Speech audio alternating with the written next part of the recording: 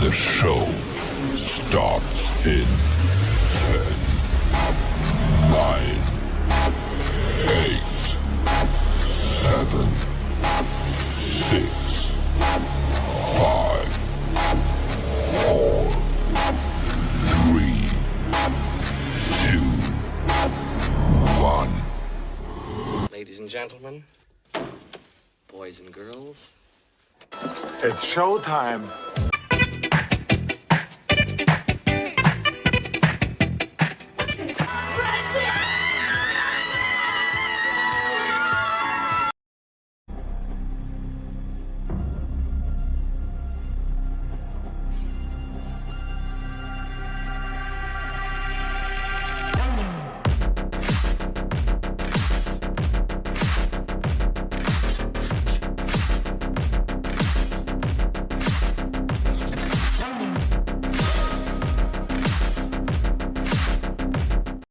You want to see stuff you didn't even know you needed to see? What is up, everybody? Thank you so much for being here. It is Drawn to You in Art Stream. Yes, we are here. I am here with my guy, Phil. Phil, how are you doing today, brother? I'm doing absolutely crappy. Back to you. No, I'm just kidding. Oh, I'm doing pretty no. good. Well, hope everyone at home is not doing crappy. But anyway, Phil, thank you so much again for being here. I appreciate you as always. And I can't wait. We have an awesome guest. I want to apologize. We weren't here last show, and we're going to have a different guest this week. But something happened, and we ended up having the guest that we were supposed to have this week. I hope that makes sense. But anyway, but yes, I'm so pumped to have him. I've had him on my old show when we did Between the Lines. I'm glad to have him here on Drawn to You. So I want to say, let's say hello to this chat, and then we can bring our awesome guest out. Phil, what do you say? Okay, sounds good to me. Let's say hello to Christina. Welcome. She was here, and then now she's here again. So it's good to see you twice. Scott's here. Longtime viewer, longtime contributor. Looking forward to seeing what he's got going on this week. 23 Mach is here. Everything I said, I'll say again for 23 Mach. Longtime contributor. Check all these folks out in the highlight reels that we post on social media, by the way. You'll get to see what they've done in shows past.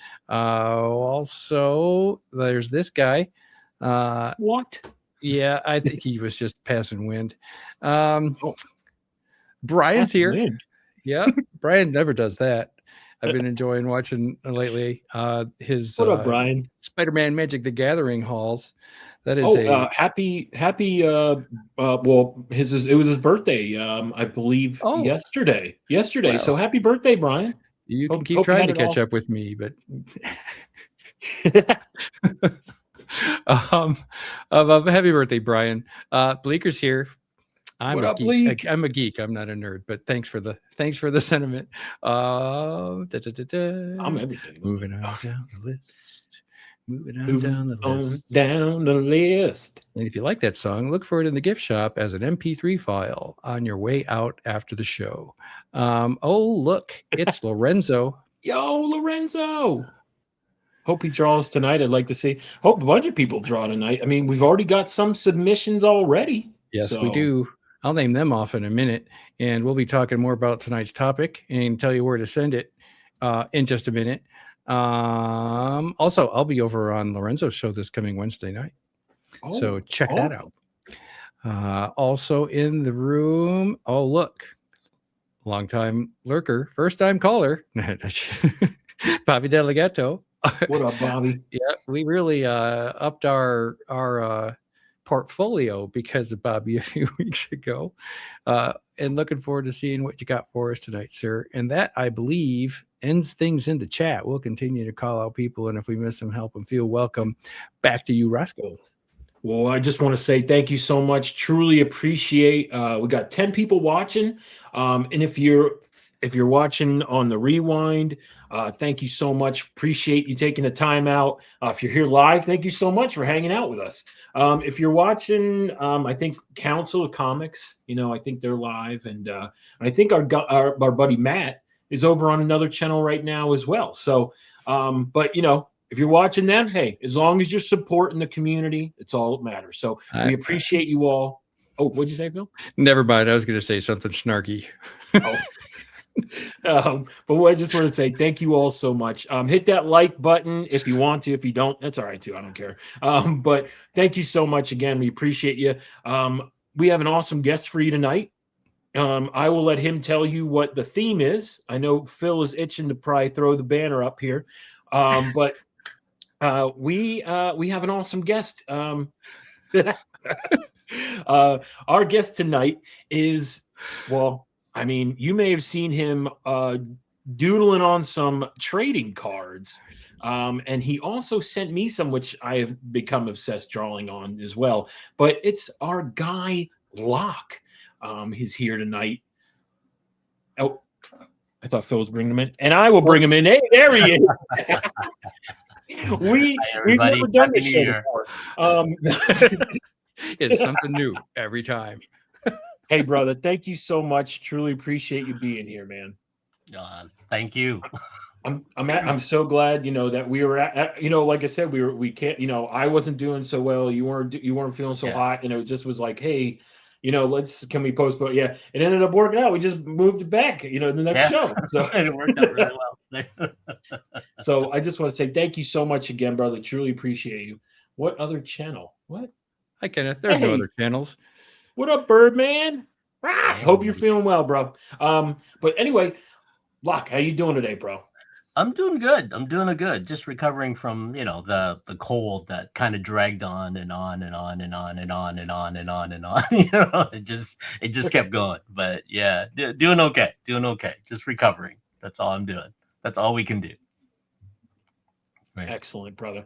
Well, before we get, getting into it, and let me ask you, what is our theme tonight? I know that you didn't really get a chance to pick it out, but it was kind of was thrown in. But what makes you excited for our theme tonight? If you want to let the people know. I guess it's Batman villains, and it'll be fun. Drawing villains is always the best, right? Like whoop whoop whoop. Right? Oh, you know what I mean? Oh, I love it. Yeah, just getting messy and dirty. You can't go wrong with drawing villains. That's really what it is. So hopefully everybody would join along, and it'll be fun, right? Absolutely. We love it. We love showing off. If you want to draw from home, please draw Batman villain any way you want to. Send it into Drawn to You Art Stream on Instagram. Phil will be able to get it for you. And then we'll show it at the end of the show. We do our community sketchbook. And like I said, I love seeing what you all come up with. You guys are so awesome. So, but I'm going to start things off, brother, with a question for you right off the bat. Sure. And I love it. What up, Cliffy? What is okay? So I asked this on my old show, and I already know. But what is your most favorite food? Or let me do this. What meal would you have as your last meal if you had to pick like one? If it was like, hey man, you're going. You have to eat. This is it right here. Do you have a go-to? This is what I have to eat right here. I'm going to go back to the comfort food that I grew up with, and that would be pho, the Vietnamese pho. Hey, I have a bunch of my friends right now going, yeah. Oh man, that was a Sunday thing when I was in Florida. A lot of my buddies would get together and go get pho. They would loved it. So yeah, I got a lot of friends right now. Pumped that you said that. That's what I ate a lot of when I was sick too. Oh, it's just instead of chicken soup, it's just pho, right? It's pretty much Craig's rib tips. Yes. Oh man. Oh, I love it. I forgot. Now I know who that is. After they said that, at first I wasn't sure who it was, and now I definitely know who it is. So what up, Jay? But anyway, Craig's rib tips are amazing. Anyway, Phil, do you have a question to start off things? Oh, and also, please, if you have any questions or have anything fun that you want to ask, please put it in the chat, and it will be highlighted. And yeah, so ask some fun questions. But Phil, go ahead. I'm sorry, brother. Well, I do have to agree with Bleecker that pretty much there's no bad time for breakfast. Yeah. I love breakfast. And Bobby is a fan of the McRib and the Shamrock Shake. My only memory of a Shamrock Shake was spilling an entire extra large Shamrock Shake on the floor of my car as soon as I got in with it. So that was not fun cleaning that up. I will never have another one. The name, Phil, I thought that was the name of your dance move when you were on the Shamrock Shake. Oh, that's funny. Good for you. Good for you. Let's see. I guess I have a few go-to questions. If you get a $350 gift certificate to your favorite art supply shop, what are you getting with it? Not very much. Yeah, sadly. For 350, I will probably just restock my markers and acrylic paint. That's really what my go-to. Like these Poscos are, just a pack of 3 is about $50 right there. Yeah, unfortunately. Unfortunately, right? How long will those last you? I try to use them sparingly because a lot of the time is what I do is if I need to cover a lot, it's acrylic paint that will do a lot of my coverage, right? Okay. But I use these for things like bringing out highlights, bringing out just key elements for things that you need. Like if I'm doing, let's say, the Silver Surfer or something like that, a lot of the whites will be just key highlights to give that reflection and stuff.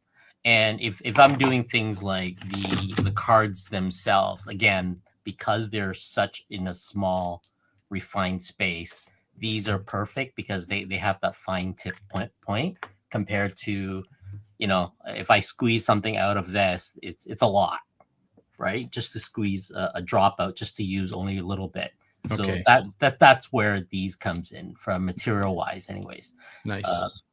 I use acrylic. The reason for it is acrylic is opaque. In other words, it's not as transparent unless you water it down. So that will give you your coverage. That's an art tip for all the artists and stuff like that too, right? So yeah. And I'll just state right up front, our crowd is a little bit more, our crowd, I should say, is a little bit more comic book centric. Yep. But you, sir, in addition to your comic book experience, you're doing one-of-a-kind artworks for Topps and Panini, if I'm not mistaken, and other Upper Deck and Dynamite and so forth. They are basically cards. They're basically sketch cards for them. They're one-of-ones. I don't get paid a lot for them, but they're fun to do. You kind of, when you first start, you kind of, they start you off with 20 cards. They give you like 2 or 3 months to do them. Then you kind of figure out your pace and so forth.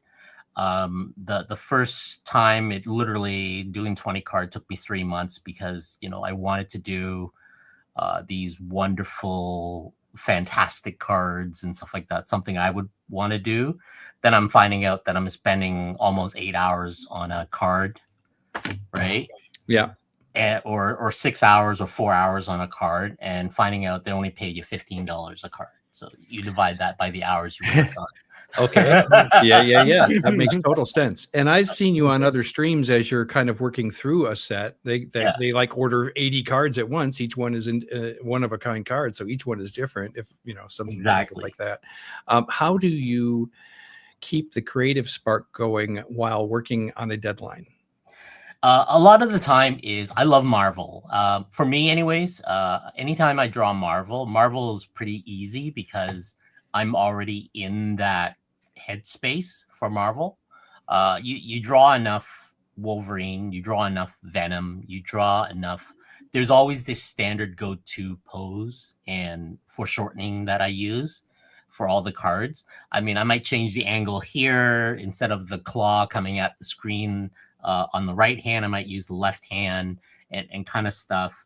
A lot of the ideas are basically I'm collecting comic books. I'm reading comic books. I'm watching, the YouTube stuff. I'm seeing on Instagram things like, like Todd McFarlane and all these great artists doing all these poses that you kind of, you know what I mean? That's where you get the action pose themselves are the same kind of stuff. You can only, like Jack Kirby, the greats who were doing these where their poses are exaggerated and you kind of learn that, draw the Marvel way kind of thing. So Yeah. it's what you fall back to. But when it comes to when it comes to new IPs, things that I haven't drawn, like Star Wars is one of those. It's very restrictive. People see a lot of the Star Wars cards. Disney has, or Lucasfilm has a what do you call it? More of a tight guideline because I can't draw Luke Skywalker, taking off ahead of Boba Fett, right? While in you know what I mean? So while with Marvel characters, I could have Deadpool sticking a knife through Wolverine kind of thing, right? Because it happened, right? In that IP, because you got what 80 years of IP for Marvel, I guess, right? Okay. Well, Star Wars is what 30 something years, 40 years almost, something like that. But again, it's very limited, and they have guidelines too, right? Welcome, James Snug. Hey, what up, J-Nug? How long ago did the art on a air quotes sports card cross your radar? How long have you been doing that? The sports card stuff has been for me to get into right before the pandemic.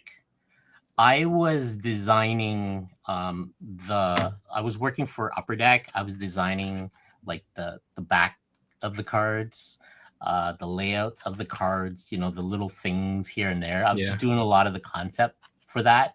I didn't get into the actual sketch card art side of it. It was always something where the creative director or the art director for like Upper Deck goes, "Hey, look, we know you can draw because you sketch our stuff all the time. Do you want to do some of this?" And I said, "Nah, it's not really worth it." It's like at the time they were paying $5 a card. Right. Wow. And at the same time, I wasn't very comfortable with drawing sports figures because sports figures requires you to draw realistic looking people. I'm used to draw the Marvel way, draw the DC way. So I'm used to if I can draw Wolverine the way I draw Wolverine, what Wolverine looks like. But if I draw Michael Jordan and he's doesn't look like Michael Jordan, it's kind of obvious, right? Yeah, absolutely. That is one of the markets where I find interesting. They've been doing it for a while. I think since 2000 and 15, 16, around there. It was where they were getting traditional painters who would paint sports athletes, and then they were printing them on the cards.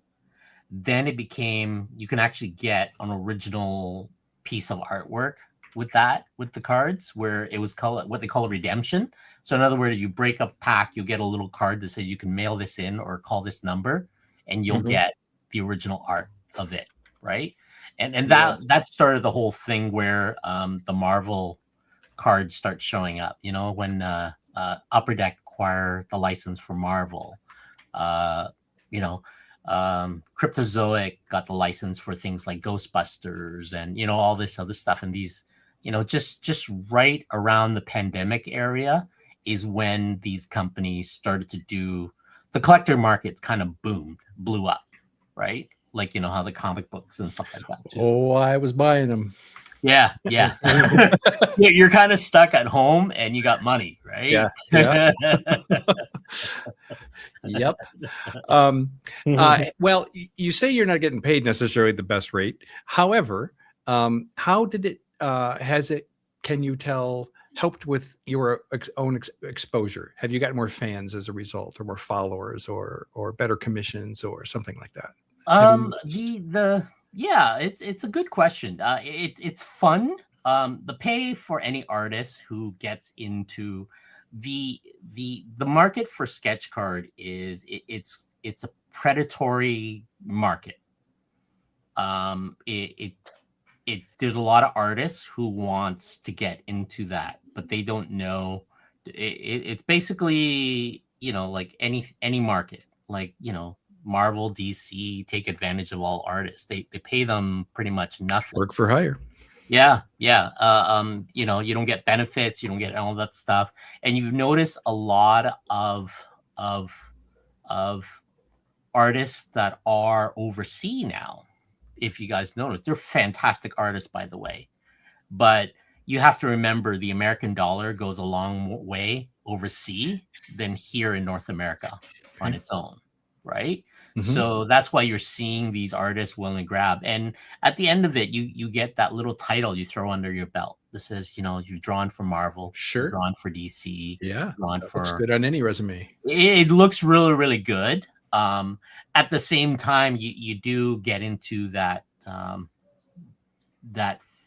I guess that niche that now that you're in that market, and you got to keep up. If you kind of disappear, if you don't do enough, you kind of disappear out of and you lose that too, right? So anybody who wants to get into it, there's a few things, right? If you're an artist, you want to get into sketch card, the main thing you need to do is be very, very disciplined, right? That's my tip. Okay. If you have deadlines, you got to follow the deadlines. They are flexible. If you get, for example, I got sick, right? So they were flexible, and I said, look, I can turn these around in so many blah blah blah, and then they give you enough, and you do have to know your limit too for this stuff. That's for anybody up and coming who wants to get into this kind of market. Start small, tops, upper deck. They'll start with a new artist. They'll give you 20, and they give you plenty of time. But finish it on time, finish it before time, whatever you need to do. Then you kind of gauge how well. Then after that, with experience, you end up with, you become faster. Right? Mm-hmm. Because getting paid $15 a card, sometimes it's a lot less. Like I did stuff for Dynamite for the Transformer series and stuff. They're just $5 a card. Right. Mm-hmm. And like, you know what I mean? This marker alone is over $5. Right? Yeah, that's got to factor in, right? And I totally get what you're saying. It's like you have to give them all kinds of reasons to keep you, because there is a line out the door of people who want to replace you. There is a line. A lot of them are very young, up and coming, but it's a huge, there's a huge rotating kind of door kind of situation where up and coming artists who think they're fast, they get in and they miss the deadline. Okay. And what happens is they're very strict, because what happens is if you miss a deadline by a month or 2 months or whatever the stuff is, they're not going to contact you. Yep. They've already gone on. They're already gone on because the release is coming up. Because like any business, like if you're drawing from Marvel and they give you 2 weeks to, pencil 20 pages, right? Because you're in a production line. The pages goes to the inker. He has 2 weeks, right? Yeah. And so forth and so forth and so forth, right? And people think that you got a whole month to produce a comic book, But really, the artist there is working 12, 16-hour day to get 20 pages out the door in less than 2 weeks, right? He's got to read the script. He's got to thumbnail it. Then he's got to pencil it, right? Then it goes to the inker and so forth and so forth and so forth, right? Yeah. Roscoe, I'm sorry. Did I cut you off a minute ago? Or did you have something you want? No. It's all good. We're getting some good questions from the audience. I will end my questions with one and then start highlighting theirs. We've talked about cards mainly, but can you tell us a little bit about your experience being published for any publisher professionally? Like a lot of the experience is I do a lot of covers. I hate doing the interiors. Interior is a grind. I've done interiors for indie books, Kickstarters and stuff like that. Only on like most of the time, a lot of my stuff is mostly horror. I like horror stuff because drawing horror is easy, right? You can just mess up on the anatomy. You don't have to get anything perfect. You just got to use lights and shadows kind of stuff to create, and you can get away with a lot of the stuff. But doing interior, the storytelling part is a skill on its own, right? It is a learned skill that you do need to do. You can't just automatically expect to, somebody writes a script and you kind of draw and that's your first published book. Because your first book, the first time I did it, my drawing sucked. My sequential sucked. Then, after my 10th, 12th books, it got better and better and better and better. But I found it's a lot easier to do cover work because it's really, it's more of a composite or storytelling of one frame. That's your cover, right? You want to make sure there's a technique to that too, is like, how do you draw somebody to pick up your book compared to 50 other books that's on the shelf? Right? That's true. Yeah. There's all these little things that you need to do. It's like a lot of the time I'm competing against Batman, Superman. It's known IP. It's known title, right? Yep. I mean, you got somebody who is Frank Miller who can now just, wipe his butt on a piece of paper, stick it on a page, and people are still going to buy it. I mean, you know what I mean? They are. No. But it's then, wild, man. yeah, it's a skill that you kind of learn over time. It's just doing is the only way. Like anybody who's starting out, I recommend as an artist, you draw. Pick up anatomy books, pick up whatever, learn all your technique. If you can't draw hands, do a bunch of hands until you figure it out. How to rotate it, how to do this, how to do that. You can't draw face and skull. Learn a lot of that stuff. When I first started as a kid, I just copy everything out of a comic book. There's nothing wrong with tracing. I'm telling you right now, right? That's how you learn. That's how you learn to do things. Is really nothing wrong with tracing. But going forward from there, I mean, you just kind of build your shorthand. Like for me, a lot of the time when I'm drawing, as you see, I'm doing these is I always center line. That's where my face is, my skull, and so forth, right? I have my neck positioned, and I can just draw in the body part that I wanted to see. As you can see, I'm starting to form the object, right? And it's just stuff that you kind of learn over time, and you get faster and faster at it. And that's all I can recommend. Anybody who's doing this is just, right? You're going to make mistake. It's a learning curve. Anything you do, it's that 10,000 hour mentality, right? To get good at something, you just got to do it and do it and do it and do it and do it and do it, right? I don't recall. I don't know if it was a specific writer who did this with all his scripts or a website that had collected multiple scripts, but there used to be out there on the interwebs just scripts from actually known issues of comic books. Yep. And what a tremendous tool for any writer, any artist who wants to practice their hand. Just take a script down off the internet, a book you haven't seen, and try to plot that out, or you know what I mean.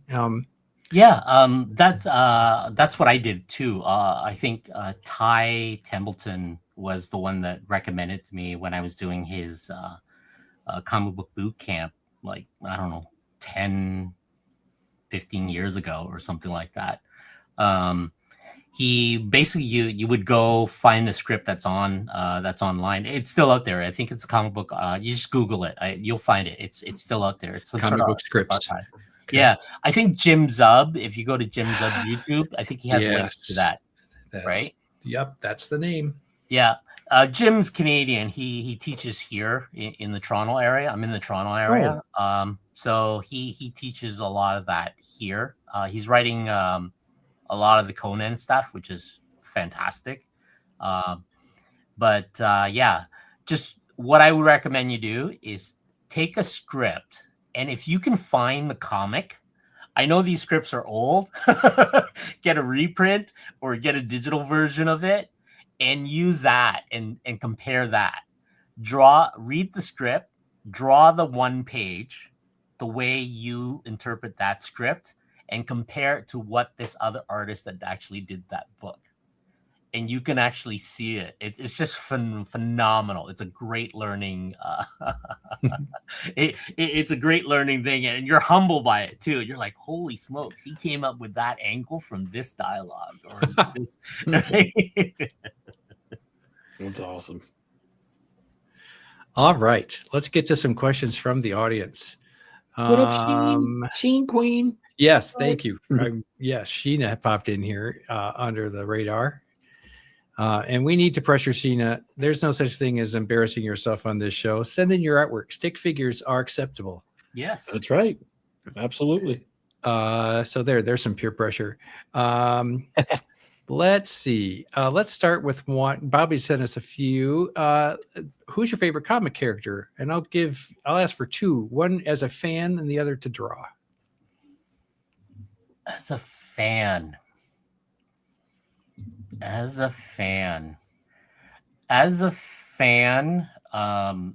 was Judge Dredd 2000 AD. That was my experience into seeing what is it? Simon Beasley, he did Lobo, that painting and all that stuff. I just I don't know what it was. I think it was on Heavy Metal magazine or something close to that. It was so different. That is one of my favorite comic book kind of thing, these oddball characters out of the blue. But then you still got somebody who I can draw blindfolded is always been enough requests, has always been Venom, Wolverine. Right? Well, Venom. Now it's become Deadpool or something like that, right? I like the weird challenges here and there, right? So which makes it fun. Like today is, Batman villain, and I picked this up from the LCS and meet Two-Face, right? So I figured might as well do my version of Two-Face on here and see, right? Awesome. Very nice. Okay. Thanks, Bobby. Bobby's got some more. Actually, let's get one from Scott. He just asked, did you have to submit a portfolio to get the card gig? And if so, what was in the portfolio? I had a leg up to the industry because I was designing the cards themselves. I was doing concept art and all the other stuff. I was living out in LA when I was doing a lot of this, when I end up with Mattel, some of the studios and stuff like that. So like anything else. But now if you're interested in getting to Tops or any of those places, you can hit me up on Instagram. I will send you a link to the Tops, where pretty much what you need to do now, the requirement is you submit 4 pieces of each category, I guess is the term that you want to do. For the category is, for example, if you want to draw Marvel characters, you got to submit 4 pieces. So, do yourself a 2.5 by 3.5 inch card, or just hit hit Amazon, buy those pre-cut cards, the art cards that they have. They come in sheets like this, right? Just draw 4 of them, 4 your best, right? Take your time at it, and there'll be a link, and on Tops, for example, or Fanatics, I can send the links, and you just go out, fill your form, name, address, submit 4 pieces and an email address. And what happens is it takes, on average now, I think about 3 months, because there's a lot of submission. I'm telling you right now, right? So if you want to draw Marvel characters, do 4 pieces of your best of Marvel. If you want to draw, like, say, Garbage Pail Kids, depending on the license for the site, right? So on average, you do about 4 pieces. Sometimes I get things like, for example, when I did the Netflix would put a call out and go, hey, Locke, can you submit 4 pieces of things because we got Stranger Thing coming up? So I drew up 4 pieces of Stranger Things. I submitted to them, and they said, good, we're going to put you on file. That's it. Wow. Okay. That's how it works. What happens is if you get selected, the onboarding process is a big one. If you do get selected, I don't know, Roscoe, did you apply or? I did not. No. Oh, okay. I did put a lot of thought into it and stuff, but I just haven't done it. So the process is again, if you get on board, you're getting an email, and that email will be from somebody like HR, who's gonna do things like, okay, well, you need either PayPal or some sort of bank. You know what I mean? They have to deposit the money into your bank and so forth. It's a business, right? Net 30 day. For me, I think I have to fill out a W-9 because I'm not an American citizen, right? Oh, okay. Because it has to do with tax, right? So I still got to pay tax. They're getting you. Right? So you do need to do the business side of the paperwork. Right, guys. So that is one thing. You cannot do this unless you're doing it on Instagram and you're drawing for people. It's always under the table, but you are dealing with a business, right? You're dealing with Marvel, you're dealing with DC, you're dealing with everything, and the smaller the company, the longer the pay period. I'm telling you, right now, right? So sometimes, even though they say net 30 days, you might not even see it after 3-4 months, right?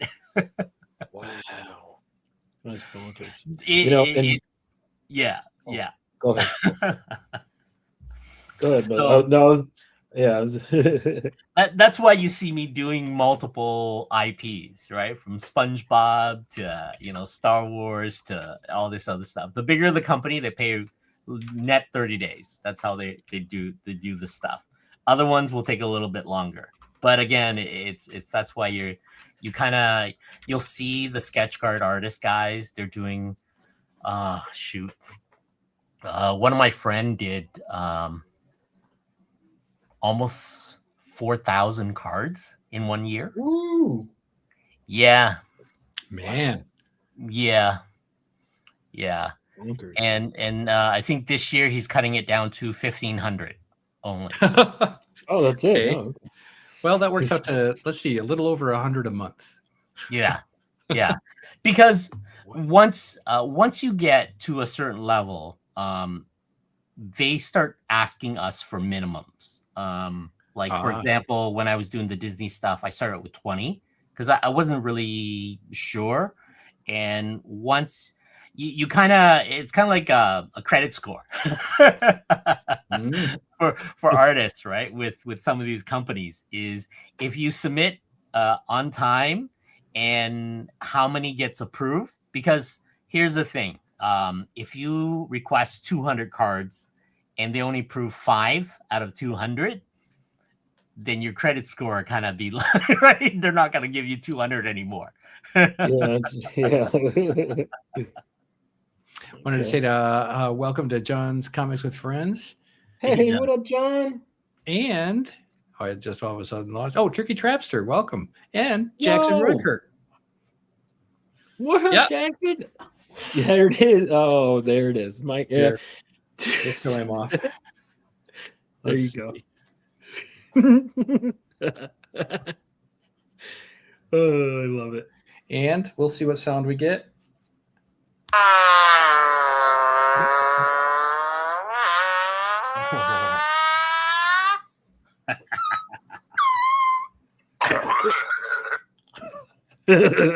Okay. I love it.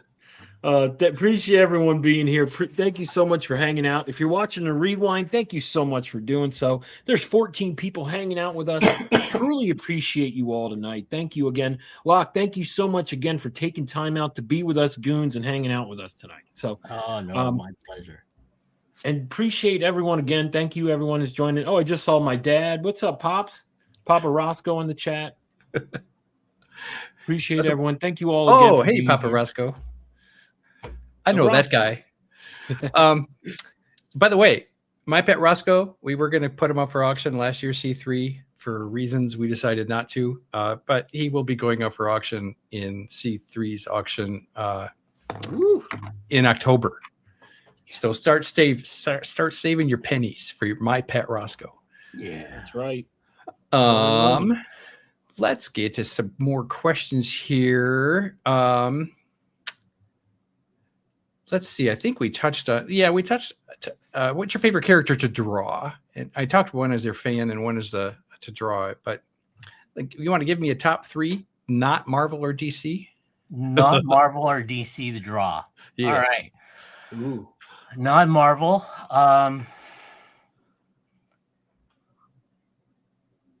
It's always I'm always into the fantasy dark horror stuff. Anything like that, I'm into. I went through this phase where I was just doing Conan the Barbarian, Robert E. Howard stuff, Savage Swords, that kind of stuff. So that's one. Nice. I love those characters. I've always been an indie book kind of guy. So that's one of my things. Anything from the old 2000 AD series, Judge Dredd, Judge Anderson, Judge Death. He's a great character to draw. Skin bones, kind of, you know what I mean? That those are always the best. Then you get. I went through this cartoon thing where I remember Gru the Wanderer? Barbarian, kind of remember that one with Sergio when he did Yeah. all that.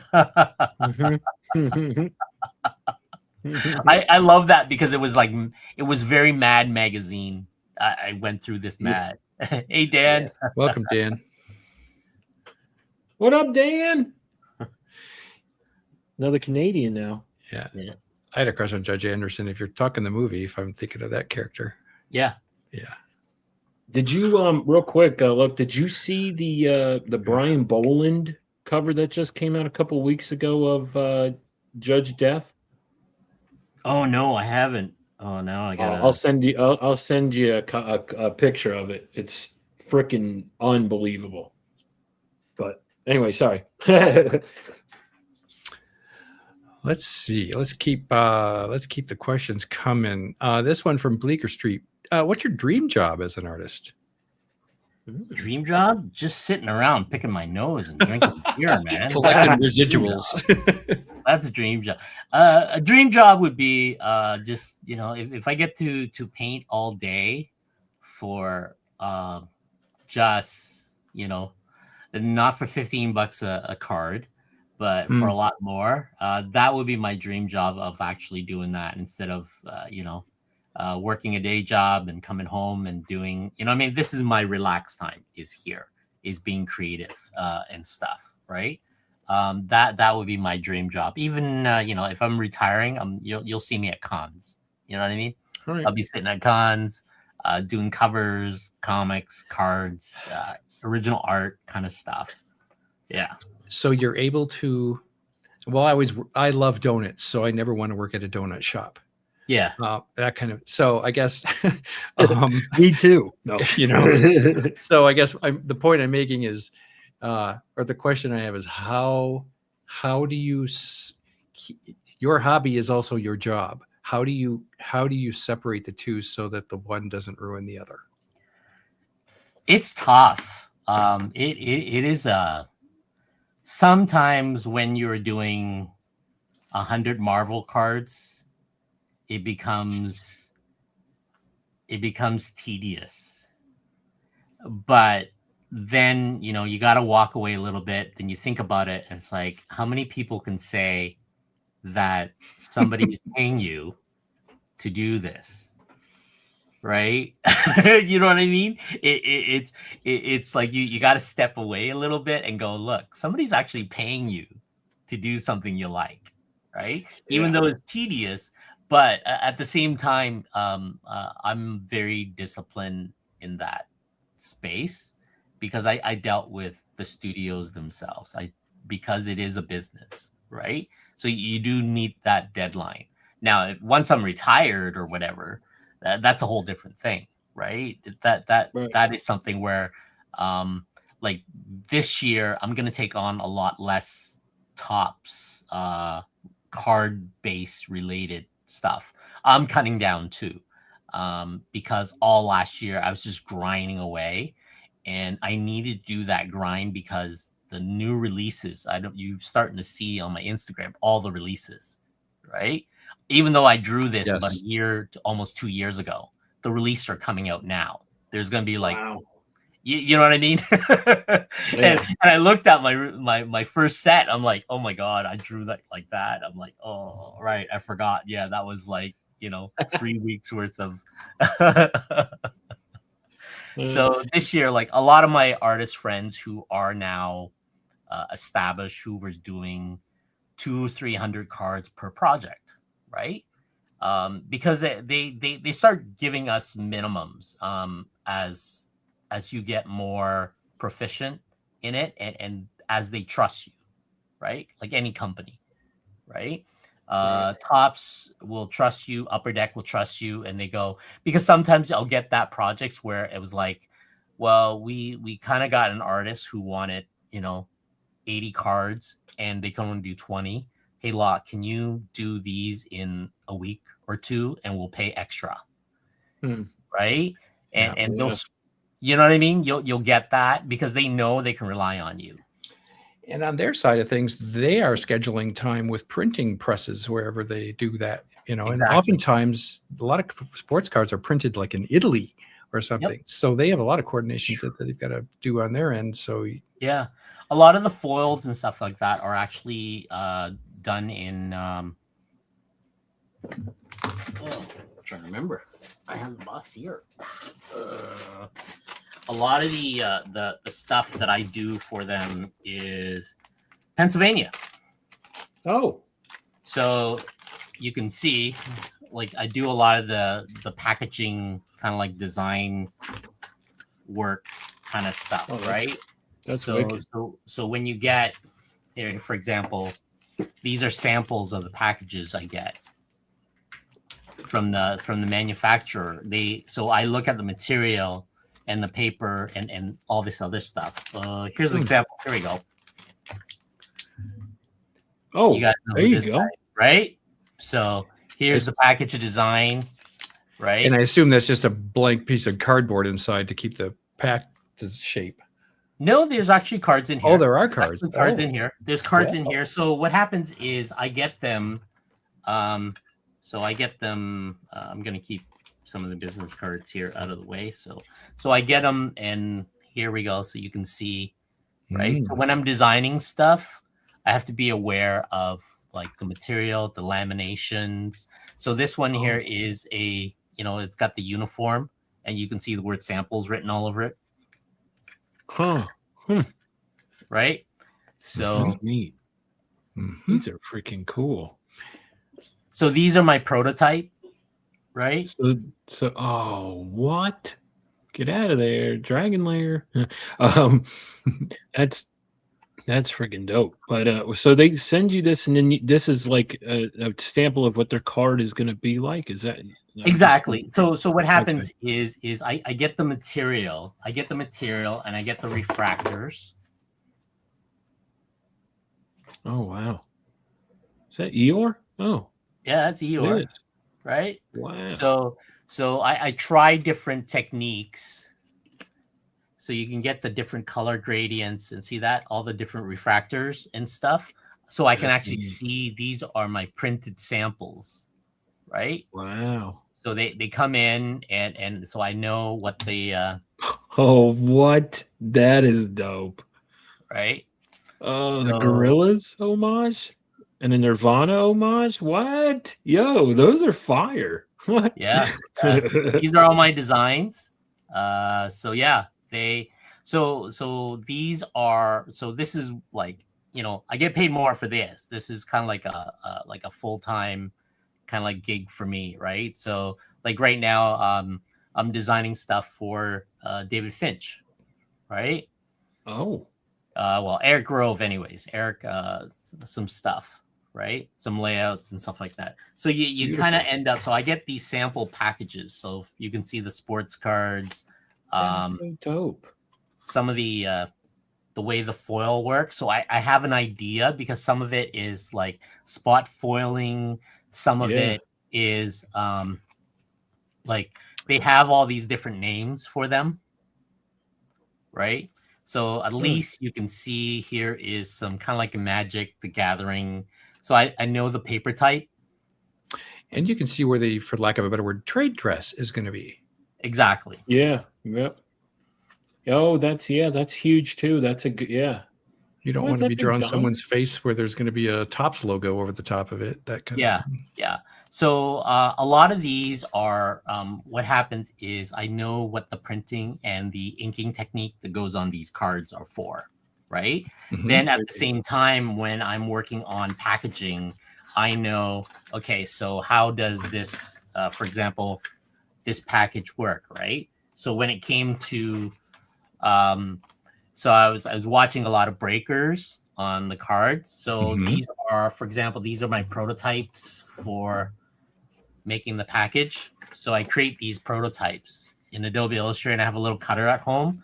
Then when I fold them, they become a box like this. So for a breaker, so my technique is if a breaker wants to open this, a lot of the time when a breaker opens this, they crack open the box and inside will be a package like this, right? Right. Mhm. And with that package, they would do that. So a lot of it is you can squeeze 3 or 4 of these in here. But because based on sketch cards for certain companies, so the breaking point is basically you can now slowly reveal the card by just pushing it underneath like this, right? Yo, I like that. Right? So I have all these little design. And if you notice the card pack I sent you, those are my prototypes. Oh yeah, that's right. I have it right. I literally have it right here next to me. Right? There you go. Right? See? Oh. Wow. These are handmade and stuff. So I try out the different sizes and to create the cards. So now I know, for example, here's a packaging that I want to include. Awesome. Yeah, and I like the ones that you made. Ones that you were when people were buying stuff from, or well, you were auctioning stuff for Comics Curing Cancer. The little black ones that you made. Yeah, those Dude. these are so Yeah. right. I'm constantly I'm a designer by trade, right? So Oof. when I create the card, It's awesome.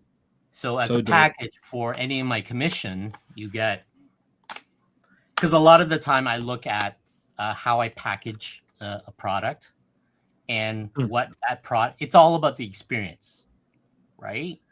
So at the end of the day, if you open up a bubble mailer and you get this in the mail, right?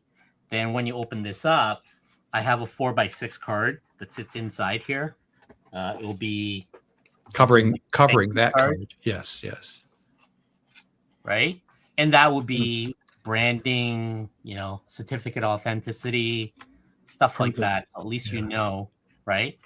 When you open it. And also as a package, I don't have to worry about the extra. I just stick this in a bubble mailer and it will survive. Excellent. So I love it, man. That's you've so dope. You've given me a perfect segue into this next question from Bobby. The piece you're working on tonight, will it be for sale? Sure. Right. So these are my samples that they send me. They punch holes through it. And so sometimes like Tops or Upper Deck will say, hey, we need to use a 14 point or a 28 or a 12 point paper weight. And, can you do something with this specific color? And I said, well, if you do this on a foil of this type, they have all these different names. Like the Wave, the Super Refractor. They call them Super Refractors. They're Starburst. They got, Kabam. They got all these little names for sheets of this stuff. Mm-hmm. So all you have to do is just be very aware of the type. And then it comes to, so I'm designing, business card. So I'm designing so this is a sketch card, right? There you go. Oh, that's awesome. Hollywood. What is that? Oh, Garfield Kids. Yeah, stuff like that, right? So you kind of end up with a lot of the. So I have these, foldables. We tried it with really thick cardstock that's supposed to fold in half. To see what happens with them is see how the material breaks. Collectors everywhere are squirming. Yeah. They're not supposed to fold those, right? Even though that's what they're designed to do. Yeah. There's a lot of little things like the spot foils, right? So those are the designs I work with, and these are the companies I deal with. And when I work on the cards, the cards turned out fantastic. You end up with like these massive. They look like wedding invitations. And I look at the paper type and I try out the different markers and stuff on it, how well they absorb. They do have like little watermarks in them. Oh, yeah. Mm-hmm. Yeah, I see it. Wow. And it's a stamp and so forth. So there's a lot of requests for certain types of cards. What can we do? Here we go. Army of Darkness. There you go. Nice. Nice. That'll be a good one. And then I'm guessing that for those sets that come out every year, they change up their design every year. Right? Exactly. So you're getting one of those for, every year, if assuming you're working. Yeah. That is so neat. Sets. It's becoming a lot of it is very overwhelming on certain levels. From a design perspective, they are fun to do. Mm-hmm. They're nice to see on the shelf. But at the end of the day, like half of these I can't afford. Well, I'm glad you said that, because as a sports collector who owns several, they're one of ones, they're not art cards. Yeah. When you pull one of those as a collector, you're breaking packs, you pull a 1-of-1, that is an exciting moment. And I remember recently seeing on your own, I think it was IG, where you even posted a picture, screen grab of a recent sale on eBay. Yeah. So, and I'm trying too. Yeah. So in a way, you're manufacturing money in a way. Not for me. I know, right? Yeah, we were just talking about that backstage, and like how some of those cards are going for triple digits. Yep. Some are even going into 4 digits. I've paid triple digits for 1-of-1s before. Yeah. I believe it. But see, now the thing too is with 1-of-1s, you can literally make your price because there's nothing to go off. I guess you can go off a 1-of-1 from, but I don't even know. You couldn't, right? I guess you'd have to come up with your own, and that's why these prices are astronomical. I mean, Yeah. it's insane. The aftermarket stuff is crazy because I end up with things like, because they used to give what they call APs, right? So when you draw for Marvel and DC, they would give you extras to keep. Oh, They're called artist proofs, Okay. right? Interesting. Yep. So that was when I was working with these companies, they used to do that. Nowadays, they don't anymore, because what happens is, here we go. For example, this is the set that I last worked on. So that was the Batman, right? Mhm. Yeah, I So saw they you come post with those this up. little hollow foil. See that artist proof? Yeah.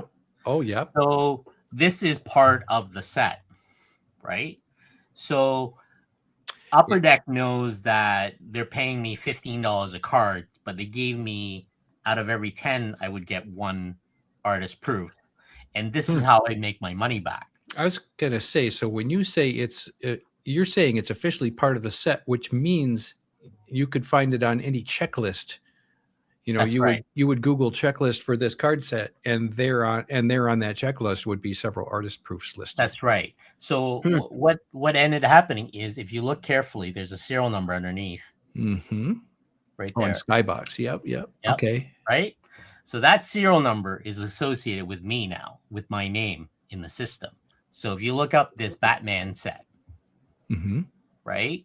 If this happens, if I give this to Roscoe and he draws something on it and he signs the back, right? It's not worth as much because he's not on the set. It has your name associated with it. I see. Right? Yeah. Because the collectors want authenticity. Mm-hmm. Right. Yeah. So what ended happening was, they never did that before. They were just giving them out willy-nilly. Oh, I see. Like here, right? The Vampirella set. Yeah. There's no serial number to it. There's nothing. Oh, Right? nothing I says it's a could give one this of to one. Roscoe. Roscoe could sign it, and he's, and Sure. he can do whatever he wants. Yeah. That's the thing, right? A lot of the time is, they're really, because they don't want me drawing Catwoman sucking on Batman's Yes. batarang, right? Yeah. Yes. Good point. You raise a good point. Yes. Right. So that's what you end up with, and that's what we tried to avoid. So now they're stopped giving away AP because artists were doing that, because some of these blanks are going for like at least $1,000. Oh, of course. Yes. Yes. Yeah, of course they are. Unreal. Because you get those graded Yeah. at a professional, grading company. Well, that's the thing. Now, if because of due to the serial numbers, that's how they track stuff. If this was sent in and I drew on this and this gets graded, it will be an authentic. You get a proper grading. You know what I mean? Mm-hmm. And as a collector, you want that. Yes. Right? Yes. Oh, yeah. That's a highly sought after card if it's in the wild and they see it. Yeah. Yeah. Right. Because now this allows me. So as a collector, you might not get a 101, but now you can reach out to me. Hey, right? Kelly. And go, hey, Locke, I want, I don't know, the Riddler or Two-Face, because you don't have it, right? Because that's based on your character, and now it's yours. I can draw on that. What happens is, after I finish drawing on this, I submit the scan to Warner Brother, which archives it, so it becomes an authentic. So that it becomes all these little,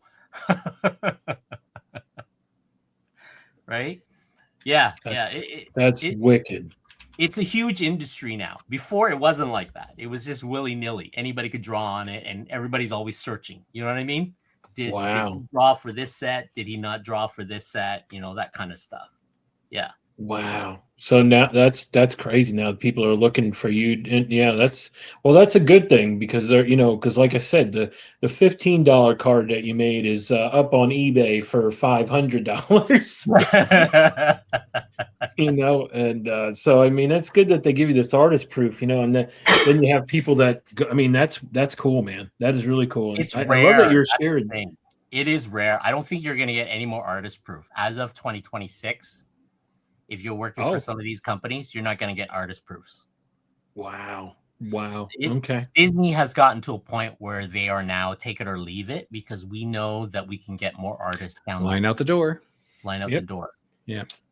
It is That's very awesome. predatory right now. It is very predatory for that market. So that's something, if you guys want to get into it, by all means, if you think you can, just getting into it to get your name, and you can say, like, I'm an official artist for Tops. Then I drew for Marvel. I drew for DC. It's nice to have on your resume for anybody starting out, but you have to be, my recommendation is you have to be very, very disciplined, right? Mm.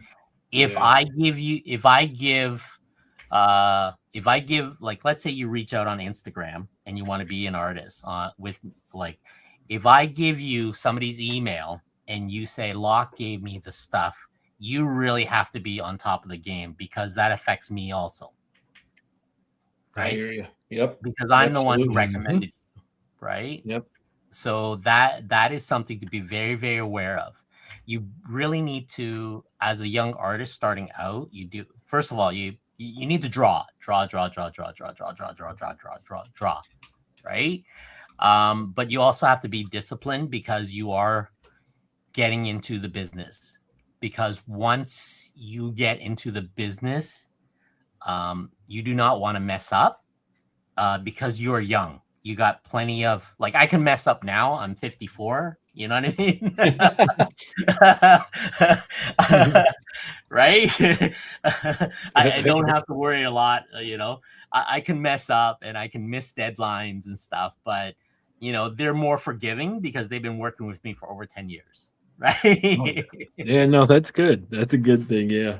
But Right? yeah, I love it, man. That's so cool, bro. I appreciate you sharing all this information. This is like, it's so interesting. I mean, I know we have a lot of comic book people, but I mean, I don't care who you are. I still think that's just so fascinating that, because I mean, technically it's art, and it's like, you're still doing like comic book characters though. But again, that's so dope, bro. That is so wicked. I mean, you're the same thing, right? If you happen to get into like a smaller press company, let's say Antarctic Press, right? I'm doing cover for Antarctic Press. I'm doing cover for IDW, right? So, but again, you if they say deadline, you need to match that deadline, right? Yeah. They don't have the money, but they can't afford to push something 3 months down the line compared to Marvel, because Marvel has Disney behind it. Marvel, if a book falls behind because the artist got sick or something, they understand that, but it doesn't, like Disney and Marvel and DC has the sales and the money behind it to support that, because they have other titles to cover for. So if you happens to be working for a small press company, by all means, this is a great, like, any experience, any work job, you need to turn up and you need to follow your deadline. You need to submit on time, because they are the one who keeps the light on so you can get the next project. Mhm. Right? Falling Absolutely. behind like a month is a huge money loss for something like Source Point Press, Antarctic Press, all these smaller IDWs, you know what I mean? The smaller guys, right? Because Right. an extra $1,000 will go a long way for them compared to, Disney's got $1 billion in Marvel movies. Yeah. Yeah. They know if they release a Batman Daredevil #1 with 16, was it 30 variant, I think, out right now? Oh, yeah. Oh yeah, it's unreal. Right? Yeah. It's kind of like I'm waiting for my Death of Superman to go up in price, man. That's Yeah. funny. I got like 60 blind bags of that somewhere. So I'm going to tell folks in the audience, I'm going to give you a 10-minute warning. So that's your last call to get your art in. Having said that, though, we already have entries from 10 different people, and several of them have submitted more than one piece of art. In fact, let me name those names off. So I can confirm that I've got stuff from you. And if you don't hear your name and think you sent something, send it again. There may have been some technical difficulties. So I have work from 23 Much, Bigby, Bleecker, Cora Howard, who has a story behind that. Matt Heroes from Hire, Lorenzo, Manny, Scott Hasselwood, Tricky Trapster, and Vogs. Awesome. So if you didn't hear your name just then and think you sent us something, please try it again or say something in chat, and I'll have an eye out or take a look out. But otherwise, 10 minutes to go, and Appreciate everyone. Thank you all. And you know what? We've got, let's see, 1, 2, 3, 4, 5, 6 questions still in the queue. So let's do a little bit. Let's do a little bit of maybe rapid fire, I guess. Sure. From Cindy, do you have a New Year's Eve resolution or New Year's resolution? I'm gonna do less cards. Less cards. Okay. So the guy who dropped it I'm over cutting 100. down projects and concentrate more on cover projects coming up. That is my New Year's resolution. And, trying to get healthy again. That's really what this is, right? That's like everything every year. It's always trying to get healthy and stay on top of stuff. Yeah. Can't do cards if you're not healthy. Yeah. From Bobby, who would we be surprised to find on your playlist? Playlist right now, it's a lot of K-drama music. Oh. All right. You know what? No. Let's take that back. I've been down this rabbit hole right now of I hate to say it, but it's AI remix of classic music, like like Michael Jackson as a Beat It as a country song or death metal. Yes. Have you seen that on YouTube? I've seen several of those. Yes. They're clever, and then you go, "Oh wait, it's not real." Oh, it's exactly. Celine Dion as a ska. A ska. Yeah. It's pretty funny, and it was like, wow, this is right. Alrighty.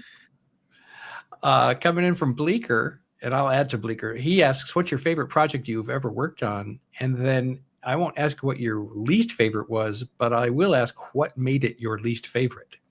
So your favorite project, and what did you hate about another one?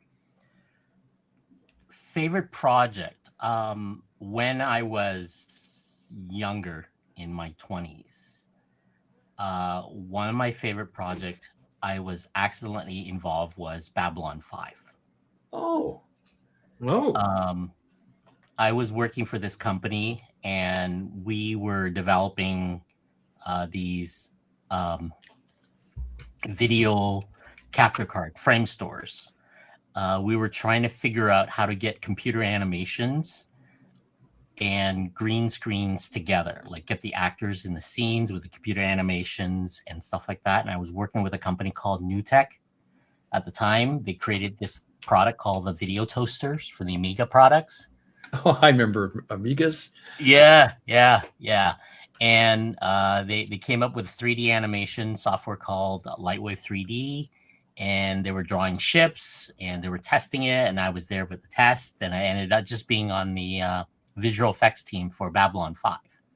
That's when I start learning a lot of seeing the scripts, the concept work, the storyboards, and all this other stuff. That was my introduction to the effects industry, and that was a lot of fun. That's awesome. Because that was something that we've never seen, right? Babylon 5 was one of those, right? That's wicked, man.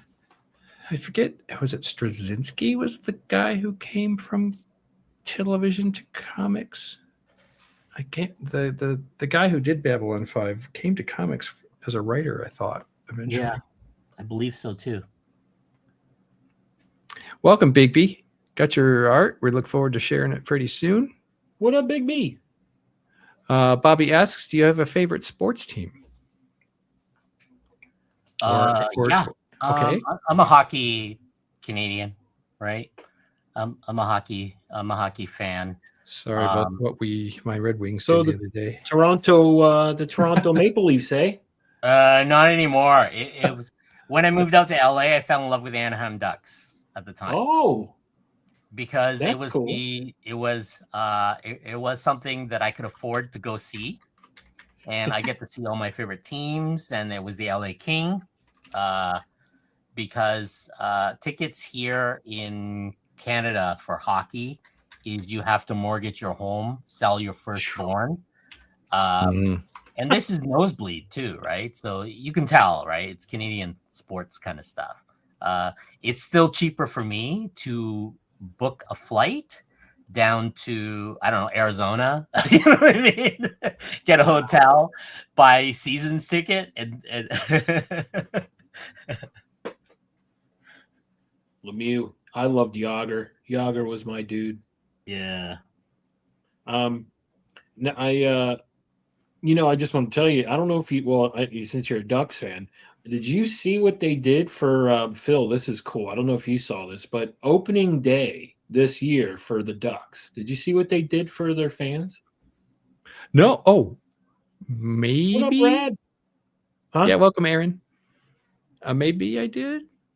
Well, they did. Okay, so you know the duck mask, like the Yeah. goalie looking mask type thing. They 3D printed those and gave those out to Oh. people. Wow, like a giveaway to the first 500 fans or something? Like they give away bobbleheads Yes. sometimes? Yeah, how freaking Oh, cool that's is that? fun. I thought that was such a neat. And then I think they released I think they have a jersey and it has that mask on it now as like the head it's like orange or something. But yeah, but that's the thing. They gave those out and I went. I honestly was never been more jealous of being a Ducks fan. in Yeah, my exactly. life. Funny. But yeah, I didn't know if you saw that, but I just thought that was so freaking cool. What a genius idea! Because I mean, to be honest with you, 3D printing something like that is a lot cheaper than probably printing towels or getting like some kind of something else. I bet you those things probably didn't cost much. Probably You not. know? Yeah. Oh, they're But- giving them away. So of course, then again, they are a professional hockey team. They probably have a little bit of a budget. Yeah, Oh, just yeah. a little bit. Just a Just a little bit. little, yeah. But I think It's neat. everything else, like the secondary market, I think they're going for like ridiculous. Oh, yeah, I'm sure they are. It's like 'Cause those people like- popcorn. I was just thinking popcorn Yes. buckets. Yep. Yeah. But people like me, who's not a Ducks fan, still wants one of those. Converted But, you. yeah, but it's so cool. Oh man, I thought that was neat though. I thought that was such a cool idea. I'm thinking of like, man, they should be doing that for a lot of these. Like, like the Devils, they could have gave out little like devil horns. Yeah. The octopus for Hockey Town, they could give like, For the give Red one Wings. of those out. Those ones that like I don't know if you've seen like the 3D printed where it looks like the legs can like move and people like do it as like a fidget thing now. But anyway, yeah. But I didn't know if you saw that. I thought that was really freaking neat. Cool idea. Was there an occasion? Like was it? It was opening night. Oh, opening Yeah, night. opening Okay. night. Yeah, it was this year too that they did it. So I don't know how well they're doing this year, but I know my New Jersey Devils ain't doing nothing. Kelly has a point. No pun intended. Yeah, that's true. Yeah. Well, I remember when they give out hockey sticks, like the miniature ones. Oh, yeah. man, that was not a good idea. I Not a remember. good. Our minor league ball team would give out mini bats. I remember that in the 90s. They used to do that all the time. Like a bank. A bank would be like, hey, all right, it's like Bank of America today is giving away a bat. And you're like, oh, cool. Now it's like Bank of America is giving away a sticker today. And it's like, well, okay. I paid $14,000 for this ticket. No. So I got two questions left. First one from John's Comics with Friends. What are some of your favorite places to go and draw or paint? Right now, this is my studio. Okay. That's really my favorite place to. I mean, everything's here, but if I need to be around people, it's believe it or not, I kind of like the library, like just outside, the community center with the library. You kind of sit outside in those benches kind of stuff. I don't want to be inside the library because you have the little kids running around making the noises and stuff like that. But I mean, there's quiet room, but I kind of like just sitting there and just drawing and watching people go by, because you kind of like, I use that as sometimes I do draw people because the way they dress, and I use that as reference for things later on, because you never know, right? That's a good. Because That's, if you're yeah, drawing that's good. characters and you need to draw a character background, you kind of, oh, there's an old lady there with a handbag and some groceries and stuff like that. You can't get that. Like, you can't just, Pinterest that anywhere and all that kind of stuff. You know what I mean?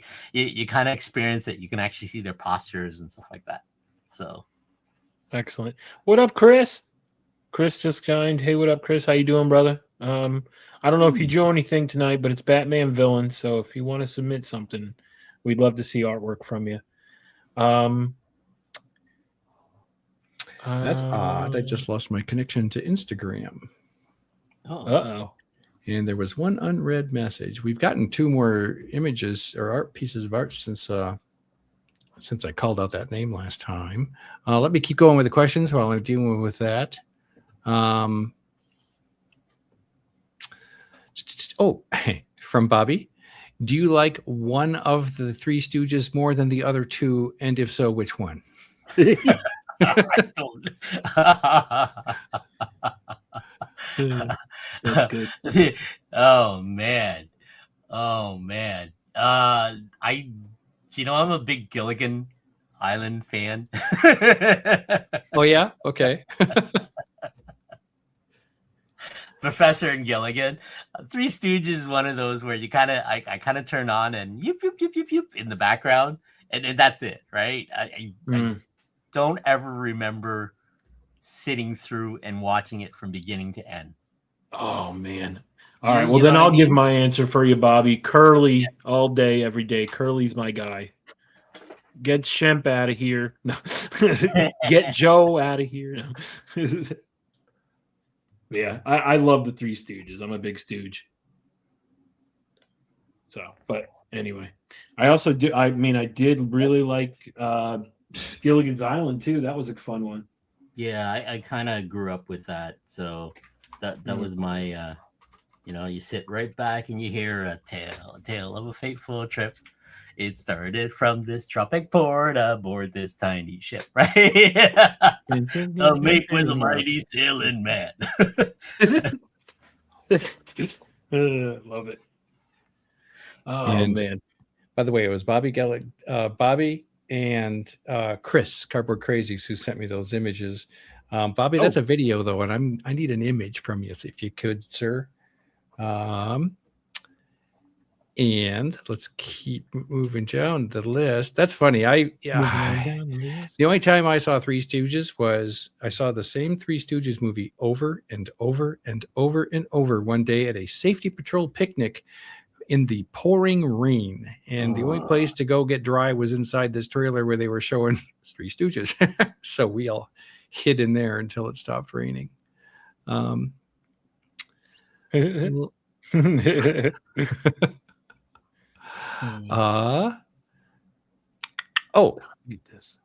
this is just an easy one, I'm sure.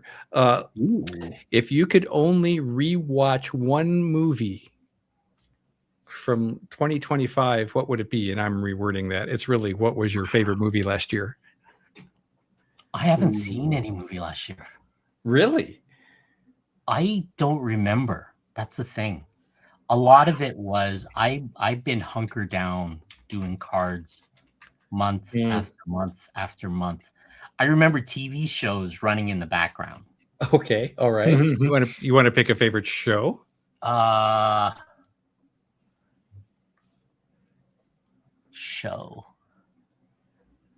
Favorite show. I know, like, I've been playing a lot of Twilight Zone, the You know, do because you- there's a lot of it, right? Yeah, You yes. know, the 4 seasons of it, and it's like one season. The first season is like 32 or 35 episodes. You know, the Rod Sterling. You know what I mean? Right? If you ever watch the first episode, Rod Sterling just talks for like 20 minutes introducing the pilot, right? Oh wow. Because a lot of people don't know that, and that was the pre and his voice at the end, because at the end it was an announcer that he always gives that moral at the end of the the Twilight Zone. You know what I mean? If you walk into the blah blah blah, right? Then after that you start hearing his voice more, right? So that was interesting. It just never occurred to me, and it's like, oh yeah, right. Yeah, The other stuff too Zone. is There's a Twilight Zone comic book right now. yes. Yeah. Who? Yeah, I have a publishes blank. I recently got a blank for it. that? Who publishes that? No. Is it IDW? It might be. I have it right over here. Did I hear that the X-Files came back also in comic form? Oh my god. Oh, did it? Maybe I didn't hear that correctly. It just made me remember of the old Topps comic, I think was the original X-Files, and then later was it IDW that got it? IDW has a lot of licensing right now. Okay. They got Star Trek. So that's what I know. Because I did the coloring for the last Starship that was just recent. I don't follow it anymore. I did just discover the X-Files channel on like Tubi or something. It just plays back to back to back X-Files all day long. Yeah, Yeah, those that's are the right. best.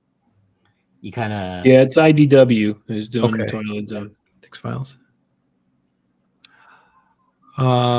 Did you see Superman? The latest Superman? I'm trying to remember. I'm trying to think of his name all of a sudden. Yeah. Yes. We went to the theater for that one. Okay. Oh, okay. Yeah, Corn 'cause Sweat, didn't- right? What'd you Corn call Sweat? him? David Corn Sweat? That was your high school punk band name. the Corn Corn Sweat. Sweats. Yeah, the Corn Sweats were my band name.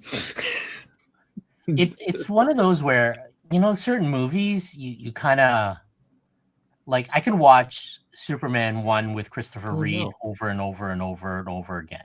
It's kind of like my comfort movie.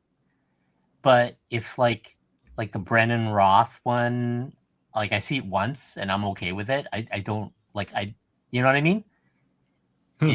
It's one of those where like my comfort movie is like Shawshank Redemption. Just saw that.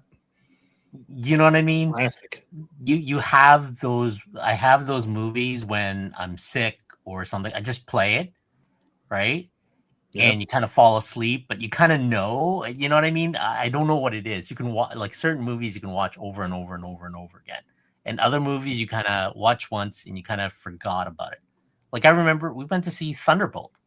I don't remember. What was that about? You know what I mean? Okay.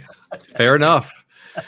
I find it sometimes, and maybe it's just in my old age, movies come at me so quickly and they're throwing so much at me at once that it's kind of hard to let it just digest and savor it. It's, and so so if it's good and you get a second watch, and it's almost like watching, I saw all this. I never saw all this stuff the first time. So yeah.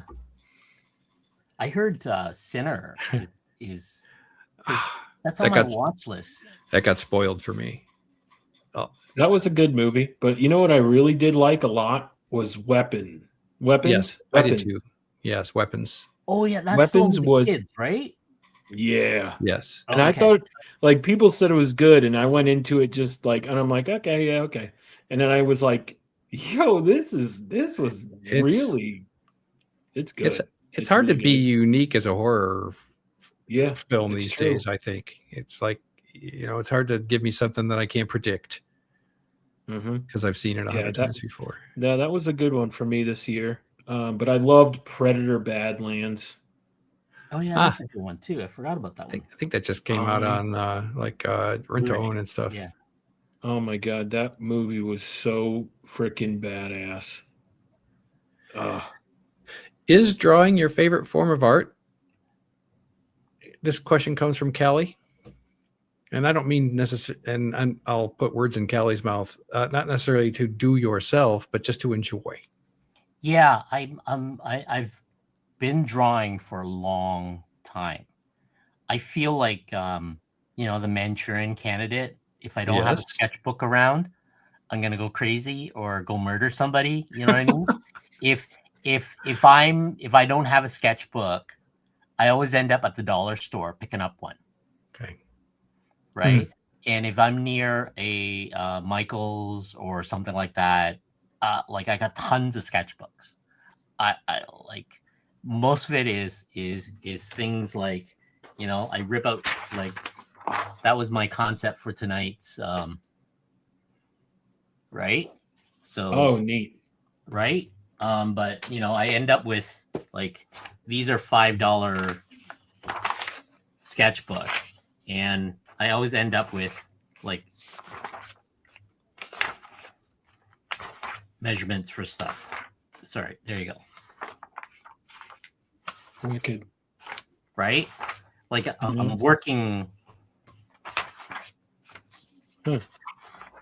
So I'm playing with expressions. Ooh, I love that. You know what I mean? Like that's Neat. I forget how old these were. I think these were cards for the Marvel somewhere. You'll see some of it in card format. Wow. This is Craven, right? And Wow, there's so another one. the size, man, the size difference. You draw it like, and then you have to convert it to a small little, trading card size. This one in this size here is more fun. That it's more loose. Oh yeah, right. Like you know what I mean. You have a lot more room because once the thing with the trading cards is they give you the stack of cards. You make a mistake, you put a Sharpie line through it. It's right. You know what I mean. If you start inking and it messed up, you're kind of done. That's one card loss, right? So yeah, I know what that's like, brother. yeah. right. So like I'm working on like head gestures. You can see head positioning and see some of the I know it's hard to. There you go. Oh, cool. Oh, is that Scream up there? Yes. Who is that? Yeah, that's beautiful. Awesome. Right? It's one of the Marvel cards. See, the Marvel Scream. There you go. See, I was just working out the poses, and I'm doing things like this is, this is the arm part, and I'm looking at the muscle, like this would be Skeletor, right? Right. Something like that, and like I think I'm working out angles and lines of sight. Yep. Right, because you're telling a story. Right, and that goes into the whole when you were talking about earlier. Make sure if you're practicing, get those anatomy books. Get those things because like, you want to get your shoulders right. I mean, see, like me, I love my cartoons. Hey, whatever. Yeah, you get away with it, but because I'm doing cover work. Right. Yeah. So I'm laying out like if somebody's commissioning me to do something, so I have my line of sight. See how I'm drawing, right? So this is the title, and I guess this is the character Thor or something, and this other character. So I'm having a line of sight where it makes sense. So I'm just pre-planning. Like here's Thor spinning his right. So I'm working out. See. This I'm always working on these like what they call action lines, right? They're exaggerated poses and stuff like that, right? It's again, see, it's this curve that I always end up doing, right? Yeah. And that is something, you really need to, your shortcut becomes secondary, tertiary. It becomes natural afterwards, but you still need to do it. Yeah. Right. Yeah. Absolutely. To draw first, you got to get your mind right. Ain't that the damn truth? Well, Look at it, Bobby. this here is like, that's what a sketchbook is. A sketchbook here is for you to make mistakes. Oh Work yeah, it out. absolutely. Yeah. My tip for artists is the sketchbook is cheap. You don't have to go out and buy a $50 sketchbook. You just hit the dollar store. It's just paper. You make a mistake. If you notice, I don't really erase. I kind of flip the page and I just go on. That's it. Right? Yep. Erasing slows you down. Erasing actually slows you down. If you continue to draw and you kind of go and go, erasing slows you down. Like, this is what a sketchbook is. A sketchbook is like, oh, okay. These are my ideas. I might not use it, but later on, I might end up improving it later on, right? Yeah. All right. Yeah. So- Absolutely. Yeah, I got sketchbooks of all sizes. I have one like as small as almost a trading card, all the way as big as a freaking, could be a car mat. You know what I mean? It's just like massive, So, but yeah, and that's the thing. You could, get them, just use that. You know what I mean? Yeah. I mean, it's fun. I was doing, this was on Nauman's show. I was explaining to him, how I see light and highlights and shadows and stuff like that when, just drawing dark areas, doing shadows. You need to know your shapes, your forms and stuff. This, you have to remember, if you are drawing for a comic book, if you're drawing a splash page, if you're drawing even on a sketch cover, you are a storyteller. Yep. Right? Even though it's one image, you still need to tell the story. You need to get that impact. You need to get the, right? So for me, I figured, okay, villains is one of those techniques I learned was when I was doing stuff for Disney was villains are good with angles. If you throw a character at a weird angle, it throws a human, like your eyesight and everything throws it off, right? Oh. So it's one of those techniques where I'm giving you, like, normally on a cover you'll see villains and Disney villains and stuff has this weird angle sometimes, like a low view, a top view, something that will always like that gives it more of an impact. Right? So it's an interesting, like That's if cool. you off kilter something,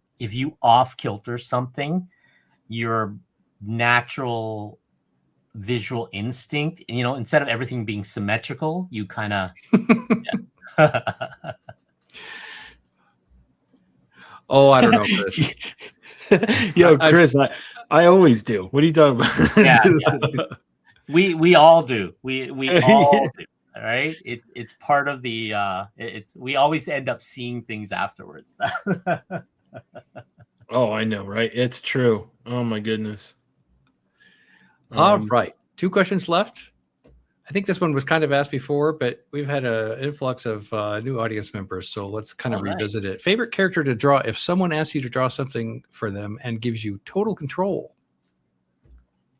A favorite character. I'm thinking now of all of a sudden abusing those one-of-ones, those artist proofs. I'm always into, like, I always gravitates towards something fantasy or sci-fi related. Okay. Right? Lately, a lot of it is people are requesting a lot of Lobo. Oh. Right? Yeah. Because he's back. Yeah. Before, I used to draw a Lobo, and like I used to draw it on a card, and I can't sell it worth whatever. All of a sudden, he's seen on Supergirl. I can't keep that in, I can't keep it on the shelf anymore. It's gone all the time, right? Yep. So it's it's one of those where you get these books and stuff like that. Yeah. Let me see. Yeah, I want to draw Lobo again. Did you see that Lobo's coming out with there's a new Lobo series coming out, and it's going to be written by Scotty Young, but the art is by Jorge Corona. Oh, no way. Yeah, I'm pumped for that one. Man.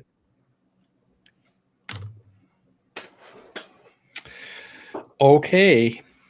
Last question, and this is an oldie but goodie that I'm usually doing, and I think Bobby knows that. I love it. Pineapple on pizza. Awesome, Bobby. Yes Love or it, no? Oh, I'm gonna get in trouble for this. Oh, there's no right answer or wrong answer. That's true. I'm okay with pineapple on pizza, but it's not. It's because I used to live when I was in college, living by myself downtown. I used to live above a Italian restaurant, and my landlady was a sweet Italian restaurant. And if I mentioned that, she would just go up and murder me. That's That's right. funny. That's I did not know pizza was just flatbread, tomato sauce, all these herbs and stuff. It was so, you know what I mean? Like real Italian olive oil. You know what I mean? Just that, right? That's funny. Because my daughter's pepperoni pizza from Pizza or like Pizza Hut Little or something. Yeah, You know what I mean? Little Caesars. Yeah. Right now, right? That's all they know. Right. Yep. All right. Fair enough. Hey, Phil. Yeah, Do you know what time it is? I do. It's time. I don't have that other clock. Oh, I just realized it's not near. So I do. It's time for folks. It's time. If you've been sitting on your images, get them in now because Yes. otherwise we're not going to show them on our show. We'll show them later though in our highlight reel that we like to post every week. That is true. But if you want them to be shown on tonight's show, get them in within the next we'll say Real rude. what up, Rude? Get them in right now. It's 420. usually it is, Rude. It What up, usually Rude? is. Usually it is. But you know what else? What time it is, Phil? It's time for this, Or that. You can go with this. or maybe go with that. You can go at this. You want to go with that? You could go with this. Or maybe go with that. Want to go with this, Or maybe go with that. You want to go with this? or want to go with that, You can go with this. or maybe go with that. You can go at this. Or maybe go with that. You could go with this. Or maybe go with that. Oh, did you get Yes. that? Okay. All right, Locke. Let's get ready. You ready for this or that, brother? Sure. All right. I just had it up and then I immediately got rid of it. Okay, here we go. Let's go with pin. Oh no, you know what? Let's do this one. We'll do one real quick. We'll do easy one to start off. Snow or sand? Snow. Would you rather have your best friend win $100,000 or you win $25,000? I'd rather have my best friend win $100,000. That way, I know I'm gonna get beer and other stuff out of it. Awesome. I'm okay with that. X-Force or West Coast Avengers? I grew up with X-Force. Okay. So I'm not a big Liefeld fan when he drew the stuff, but still X-Force was what I remember. Yes. West Coast Avenger for me was it was more of the older collectors because it was always there. It was always on the shelf. I grew up in the 90s, kind of, 80s, 90s. And, Jim Lee, the Image guys and all that stuff. Will Potasio, all those guys. So Nice. the action lines and all the stuff, it was very, very manga-ish at the time. while West Coast Avengers, it felt like old Marvel. That's all it was. Nice. Are you more of a you're gonna cook it on the grill or put it in the crock pot and let it cook for hours? Cooking on the grill. I love grilling Nice. stuff. Yeah. Roadkill, you name it. I can do it. Hey, what are you guys doing up there in Canada? A lot of moose, Um, beavers, you name it, right? Here we go. A slice of pie with ice cream or ice cream cake? I can't do. I'm lactose, so Oh, I'll go with slice of pie with ice cream. I'll just eat the pie. there you go. Best animated series, X-Men or Batman, or The Adventures of Batman. Adventure of Batman. That's a good one. New comic book day or back issue bins? I'm new comic book day stuff. I love seeing the covers. I love seeing the artwork. Back issue bin is I don't really have anything that I want to collect now. That, like, looking back, when I'm retired, maybe I'll start collecting those back issues. But right now, I like the new stuff. I have a lot of random unread issues of books. Right. You walk into New Comic Book Day and you're like, oh, did I get that Punisher? That's a new Punisher. And I find out it's like the third printing, you know what I mean, variant cover of something, and I already have like 4 issues of the same one. Oh wow, yeah. Oh, I hear you. Oh, I know. You know what I mean? Oh, tell me about it. It's like, wait, Absolute Batman and #1 is like, or what's the new one? The RN, or The Arkham, is it? Yeah, Arkham. Yeah, Absolute there you go. Batman Arkham. Yeah. Yeah, I don't know. Then my thing right now is I'm really confused with the blind bags. Lots of it. and they seem to have like different stuff on it or something like that. And like, did I get that already? Yeah. Right. Oh, geez. Next one. Better green character, the Hulk or Kermit? The Hulk or Kermit? It's gonna be Kermit. It's Kermit the Frog here. Kermit the Frog. That's right. Right. I kind of grew up with the Muppet Show. Yeah.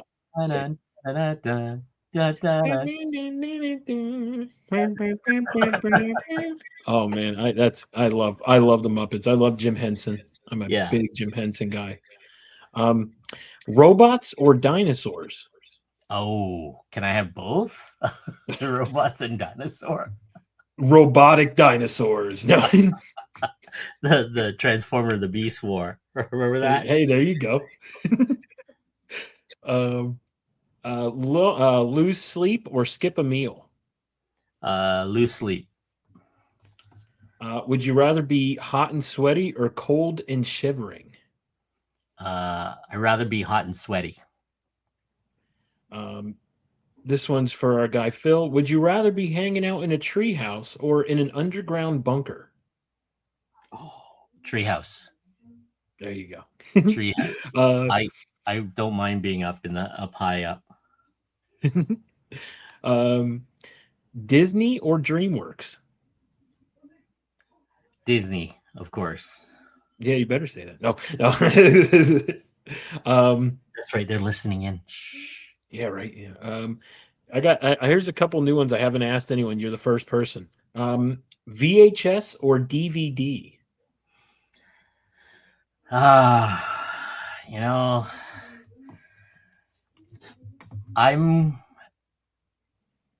VHS still has a spot in my heart, but the DVD was always been You know what? I'm gonna go with Laserdisc because I still have them.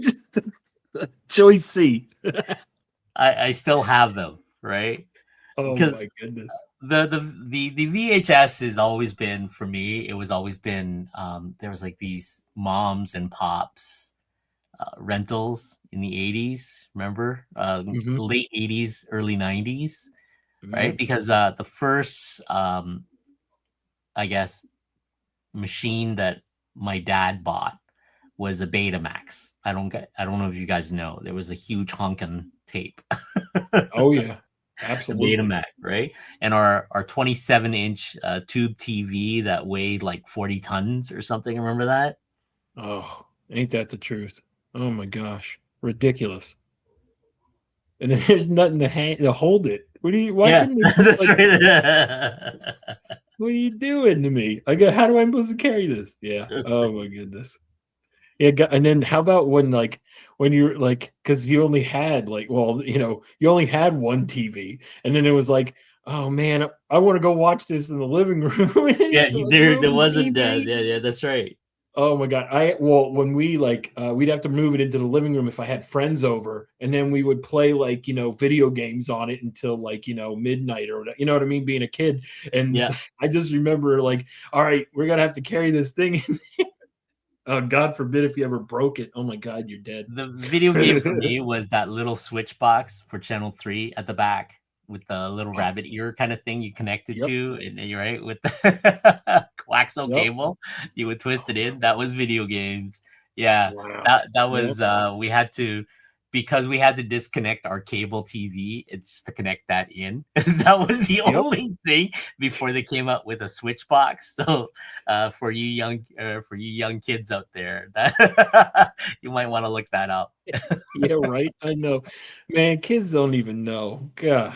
And we didn't have a remote, so to change the channel, my dad would like tell me to go up to the TV and just turn the knob. Yep. Yep. I remember we were watching wrestling, and I had to stand there and hold on to the antenna because it was Oh, clear. oh my goodness. Oh my God. Oh man. I'm telling you, these kids have no idea what. Oh man, and the Wi-Fi goes out and they die. You know what I Yeah. mean? It's like, oh my goodness. I got two more for you here, brother. Um, Say you're walking into an old school arcade back in the day. Which game would you rather play? Teenage Mutant Ninja Turtles or X-Men? X-Men had the better graphic. Teenage Mutant Ninja Turtle. Remember, it was Teenage Mutant Ninja Turtle was a remake of Condor. Remember Condor? Commando? Remember the one where you were shooting or it's kind of like was it Condo? No, I don't remember. Cobra, or is it Cobra or Oh, Contra? Contra. Contra. Yeah, Okay. it's kind of like Mm, it's kind of like you're walking through the street, and all you do is just move up and down like this, and you kind of jump up and down, right? So it was that's true. that Mm, was that was 3D back then. It was really 2D pixels where you had the street like this, yep. right? And you are this character here, and you have the bad guys here, and you kind of go up and down, or there's always a platform somewhere up here, Yep. and you kind of jump up, go around them, and that was right. Teenage Mutant Ninja Turtle was the same. It was just a reskin version of that. But when the Mm. X-Men came out, you had Wolverine with the claws and all this other Oh, stuff. I remember those. Colossus would do the and oh Yeah. man, that was my favorite. That was one of my favorite things. Yeah, as much as I love Teenage Mutant Ninja Turtles, X-Men would be the game I'd always go and play as Colossus. Oh my goodness, my favorite. I grew up in a small town north of here. City's called Barrie, of Toronto. Here, it's about an hour or so, and we had this one mall, and they did not have an arcade machine. They had Oh, one arcade in front of the main food grocery store. Remember that? It was what was that game where it was It was you kind of had it was like this shape. I don't know if it was a diamond or a star, and it kind of zoomed down, and you were this spaceship that kind of moved around the edge, and all these elements were coming at you. Oh, Right. So you are moving around this, and all it was like it was just a knob and a button. That was it. You spin the knob and you kind of move around this star, and everything was coming at you. So you try not to get all the missiles, and you would shoot that, and that it was kind of like, I forget, Alienoid or something like that. Then the one time Galaga? It wasn't Galaga. Asteroids? Asteroid was the original one. Was Asteroid came later? Was you were the ship that was floating in the middle, and you kind of shoot at all the asteroids around. This one was that was the first. It was almost like vector base. Right. That's what I remember as a kid. Then later on, they had a truck that came in, and it had Pac-Man, and we had the lineup and all this other stuff, and they had tournaments, and kids, just letting you know, back then, arcade came in a truck in a small town.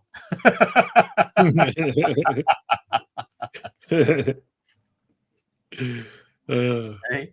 Yeah. All right. I got, I said I had two. I got two. Here's my last two.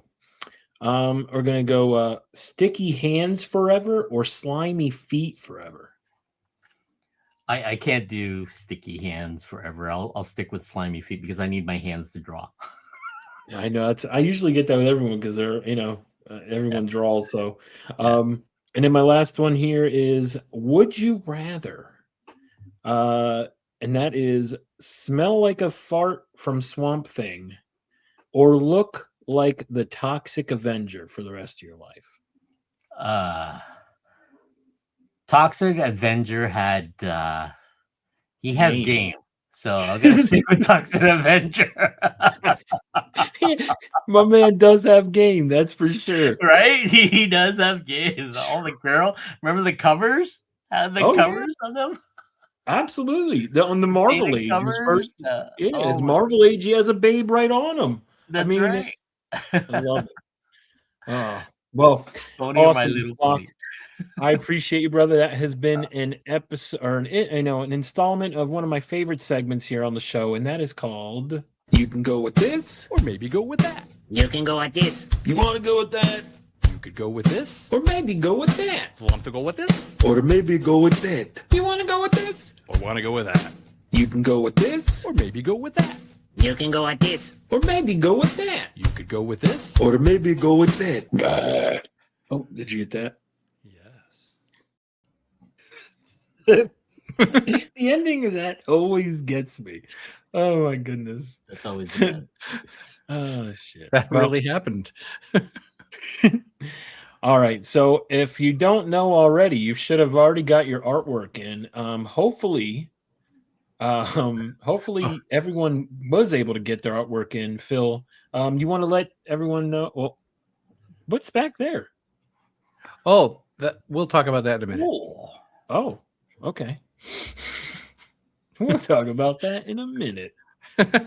After these messages. After these commercial messages.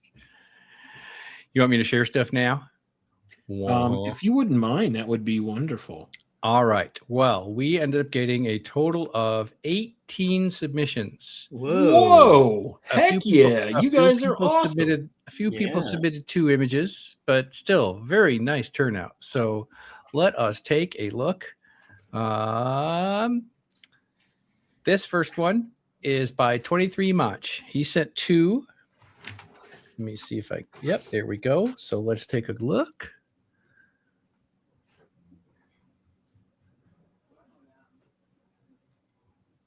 We have a signature of authenticity, proving authenticity. I went over here because Chris said, "Here, Chris, this is it. This is my beaver." Oh, let's do that. There's my beaver. Sweet beaver. Thanks. You keep it nice and shiny. He's my friend. All right, we're gonna watch. Oh, there we go. Look at this. That's a nice beaver. Get out of here. I Oh love wow! it. Yeah, we didn't plan this. I swear. That's bonkers. Sorry, Oh Munch. man, I'm sorry, Monch. What? I love this. This is awesome. Oh, nice. This is his first. This is his first of two, and here is the second. Ooh la la! Oh yeah. Okay. Okay, Monch. I see you, bro. This That's reminds me of beautiful. Little Shop of Horrors right here. Yeah, I like it. BBC Oh, yeah. Yeah, I love it. Yeah. Oh, whoa. That's and here's his signature. Oh, okay. That's what you're. okay. Yeah. Next up, we have one from Aaron, aka Rad Art and Comics. Oh, this is on one of those cards. Oh, I love it. Nice. Yeah. Dude, Very this is nice. awesome. Who did this? I'm sorry. Aaron, Rad Art. Yeah, radar. Oh, Aaron, I love it, bro. Super dope, man. That's one of my favorites. I love Clayface from the animated series. Oh Yeah. my goodness. Yeah. Super awesome. Awesome, Aaron. Thank you, brother. So Next DC villain comes from Big Me McFly. Say, oh, that's Oh, great. cool. What a great Love it. expression. dope. Joker. Love it. I like the ha-has too. In the back. Oh, there you go. There it is. Oh yeah, back here and above his head, behind his head. Yeah, the ha's. Yep. Yep. That's wicked, bro. Love it. If So usually cool. Big B updates his images a little later as he finishes them. I look forward to seeing colors if that's in store for this one. Next, we've got two from Bleecker. Here's the first one. Cool. Pigman. Oh, what? Pigman. Yeah. Yes. Oh. Oh, that's wicked, bro. Oh man, look at them teeth too, bro. Look at that. I love the stitching on the mask though. Awesome, brother. And then the signature at the bottom right, Phil. Yep. Sorry, I'm being distracted by cats. Oh no, you're fine. I just was Yep. letting you know that there was one. There Yep. it is. And Excellent. the second one from Bleecker. Love this. Oh, This really reminds me of artwork from Black Hammer. Oh yeah, okay. Yeah. Like a I almost said like a Lemire. Yeah. but Yes, that's exactly who that would be on that Yeah. title. yeah, this is dope. I'm wondering, did he do this on Love the Did he- colors. did he do it? Did he paint it all black, or was it originally white, or did he do it on a black, like a black background? I don't know. That's wicked though. I'm loving it. I love the eyes. The eyes are what's getting me the most. They look wicked. I love how you put the yellow highlights in there. Like Yeah. wicked, bro. Awesome job. You guys. I always like his colors. They're always. He, Oh, he yeah. did one that was. I like the Stedman signature Cafe. on this one. He incorporated the blue from the Mr. Freeze and with the red. Oh yeah. I like that. All right. Next, we have two from Bobby Delegato, and he had originally sent me a video, and I know why now, so I'll do my best to explain this. It's too bad we can't show the video. Here we go. This Oh, is foldable, and right now, Oh, that's and- cool. Okay. and right now we're seeing it in its open state. yeah. And it folds down from top to bottom. It folds down. He's been doing these lately, and they are so freaking dope. Yeah, They he's like killing it. close like a little booklet, like, and then as soon as you open up Yeah. his like arms, like, oh man, that's so cool, Yeah. Bobby. And so this is what it Man looks back. like closed when you fold it down from the top. Yep. Oh, very cool. Yeah, that's really clever. I love it. Love it, bro. It's good stuff, Bobby. Man, so cool. Super cool, man. And next we have an entry from Callie. I like this. This is kind Uh-oh. of crazy looking. Oh, yes. You know what? You know he kind of reminds me of a little bit of.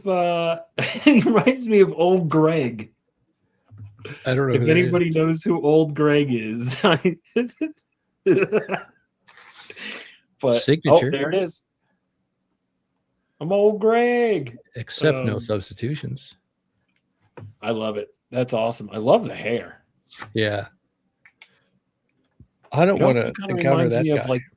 Do you remember that? Like, you know, remember like the old like the Beatles, you know, like Yellow Submarine and all that, like the crazy, like, you know, some of their characters. He kind of reminds me with that nose and Yeah. stuff. Yeah, Glove.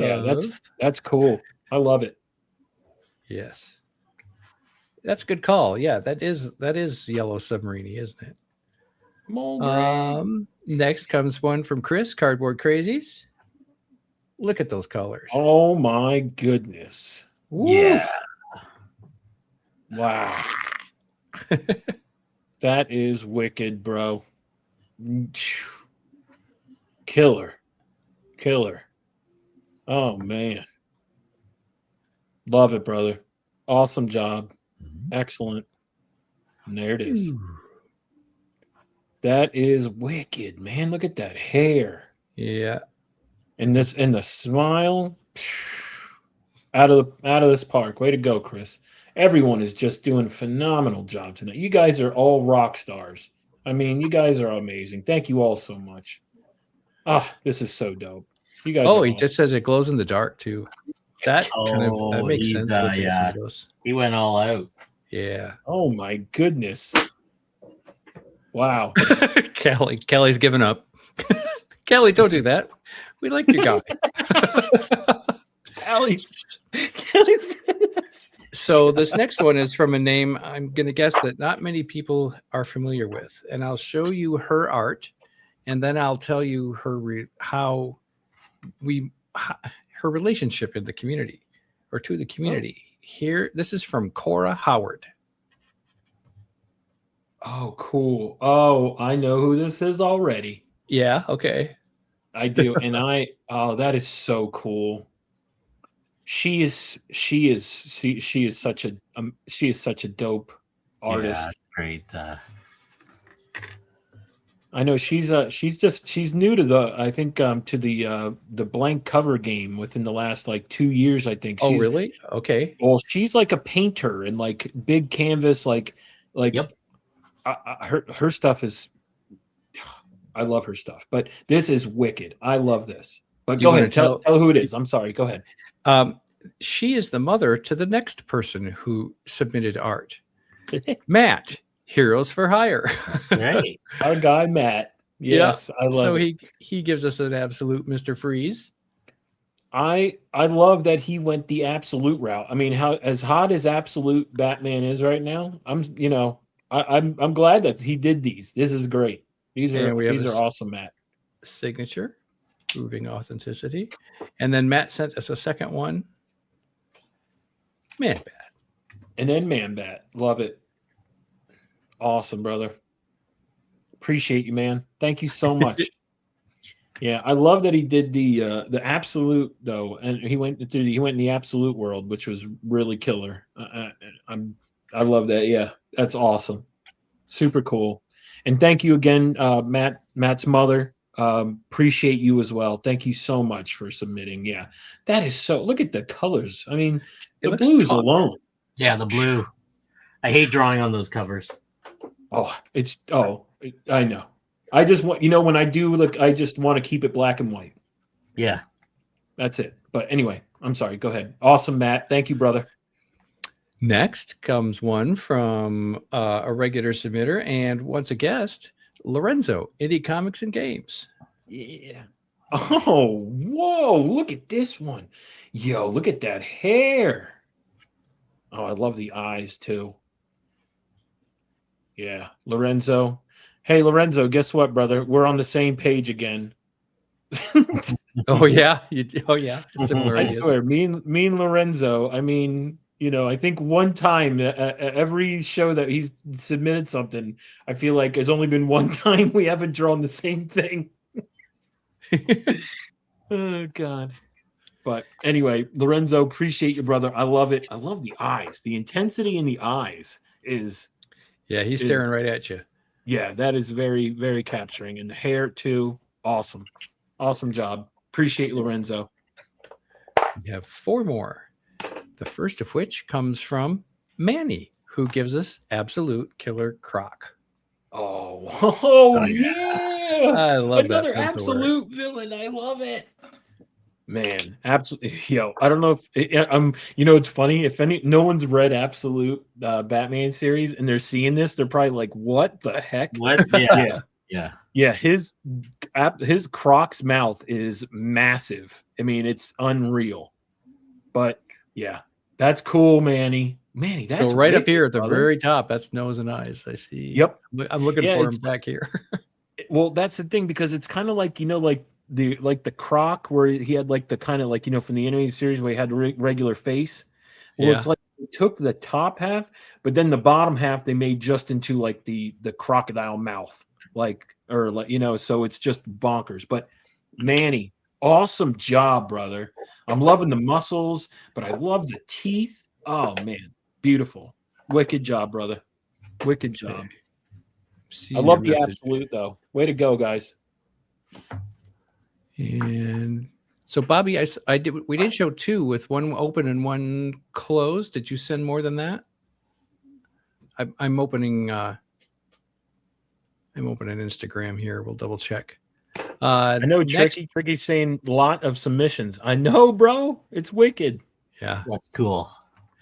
Next up, we've got one from Scott Hasselwood. I think he's submitted every show so far. Scott sent one. Awesome, Scott. And we get to see his tools of choice. Man. I love it. Scott, excellent job, brother. Excellent job. What? Yeah, I'm loving the the arm, like the suit is wicked, bro. Excellent. Oh Man, look at that. That's good stuff, brother. Oh, someone already claimed it. I love it. Great. Oh, Excellent, Scott. Scott, I can't Okay. thank you enough. That's really cool, brother. yeah, Nice Bobby, job. I see your other one here. Hold on a sec. That's all right. We're admiring the Scots right Yeah, now. This is yeah. pretty cool. I like the gun too. I mean, excellent job, brother. Excellent job. And I love the way of like all the black too. Like, it's if you can get away with putting like a lot of black in and still making it look phenomenal, man. Hats off. I love it. It's fantastic, brother. Yeah, I want to say thank you so much again. I know Phil's grabbing one more from Bobby, but I just want to say thank you all so much. Honestly, truly appreciate you all submitting the artwork, taking the time out to draw even just for the show. I just hope you had fun with it. That's my main goal. That's what I really want from y'all, is just to have fun with it. And but I just want to say thank you guys all so much. Truly appreciate you all. Thank you all so much for watching. If you're here watching, if you're watching a rewind, thank you again. Truly appreciate you all. Phil, are you back? Yeah, I'm here. Gotcha. Where is it? There we go. Oh, and Scott, appreciate it, bro. Awesome job. Oh yeah, for sure. And again, we highlight these in a highlight reel on social media approximately a week after the show. So even if you didn't get time to get your work in this evening, if you send it to us within the next week, we'll still be able to highlight you in our social media. So please don't let the end of the show stop you from completing a masterpiece and sharing it with us. Absolutely. Well said. Up next, Tricky Trapster. Ooh, tricky. This is a female mutant from Dark Knight Returns. Yeah. And it sure is. What? I love it. That is awesome, Tricky. I remember that. That's a great book. Wow. I like the fishnets. That's wicked, brother. Yeah. And awesome. I guess there's no signature?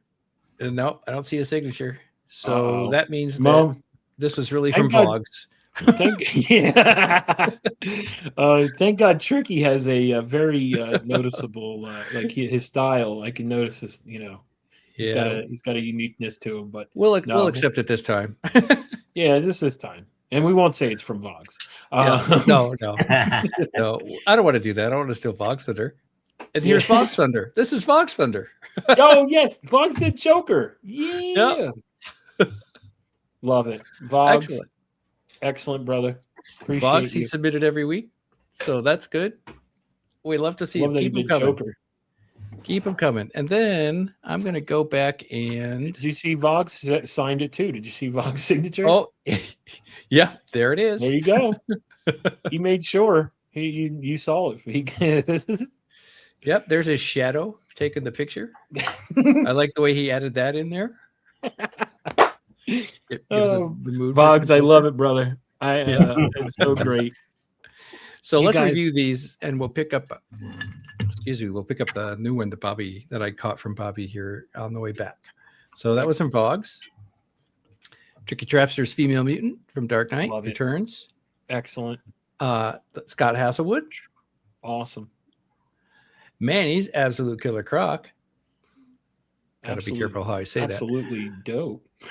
Lorenzo's Joker. Oh yeah. Man, those Matt with Manbat. Yeah. And Absolute Mr. Freeze. I love the Absolute Mr. Freeze. That's awesome. And the person responsible for Matt coming into the world, Cora Howard. Yes. Thank you so much. That is awesome. We appreciate you submitting artwork, and you just keep being awesome. Keep doing amazing artwork. Mm-hmm. Appreciate it. Cardboard Crazies, Chris. Glow in the dark. Chris. Love those. I got to see that. I got to see how it glows in the dark, though. I can't wait to see that. We got Callie. Oh yeah, I'm old Greg. That's crazy, Callie. You need to have more confidence, sir. Yeah. Yeah, I think. Yeah, I don't know what you're talking about. Yeah. So that hair. Here's the new one from Bobby that we hadn't seen yet.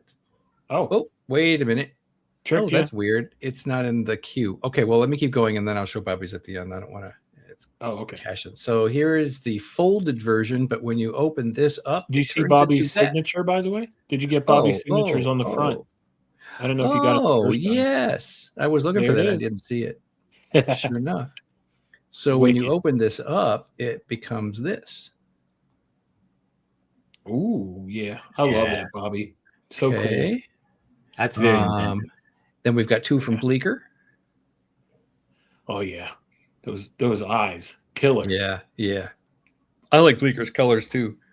Oh yeah, really Hitman. With the gold teeth. Do those braces have teeth, or are they just bad? Or do those teeth have braces? That's what I meant to say. Or are they just bad? It kind of looks like they have braces, but I can't be sure. And after Bleecker, we've got Bigby. I love that expression. Oh yeah, that's just a cover. We have a bunch of Jokers tonight. Jokers and Mr. Freezes were a big hot commodity tonight. Excellent, Bigby. Always awesome. Oh, rad. Heck Aaron, yeah, bro. Rad Art. Clayface. I love that you did Clayface, by the way. Yeah. It's one and of my did it on the card. And I like that he did it on the card. Yeah. Heck yeah. Wicked. I like that. And then two from 23 Much. Oh, yeah. Beautiful. Eyes are stunning. Oh, that's so cool, too. Yeah. I like the coloring. Yeah. I like when he colors his stuff. Like, it's really neat. And then here's the newest one from Bobby Delicato. And then Bobby's other piece. Let's see. Will it show up right here now? There it is. Oh, that's awesome. Wait, what? Oh, he's being an ice agent. Oh man, I love it. Bane. Excellent, brother. And the signature. Love it, bro. There you go. The G. Bobby, awesome, brother. Everyone. everyone knocked it out of the park tonight. You did all Yeah. phenomenal. Thank you all so much. I mean, I can't ask for a more awesome crowd, and you guys submitting your artwork. I mean, I truly appreciate it. It's unbelievable. So It's I fun. thank you all so much again. We're gonna show my artwork in Locks here. Well, we got Locks up right now. So if you want to lock, oh man, dude, I'm loving that. Holy macaroni! Look It's at not that. bad, but once I get all the colors and everything else into play, then I want to do a little bit of blue on one side and the whole bit. Then I'll gradient that in a little bit more. I love But that yeah, I you're did a lot of flipping- talking tonight, so instead of actually drawing. But yeah, Yeah, look how far you got already. You know what I mean? Like considering like 2/3 of the show you just had pencils. Yeah. I think you did pretty good here. Welcome, Woodward. But Plus, we were I keeping you love it. talking the whole time.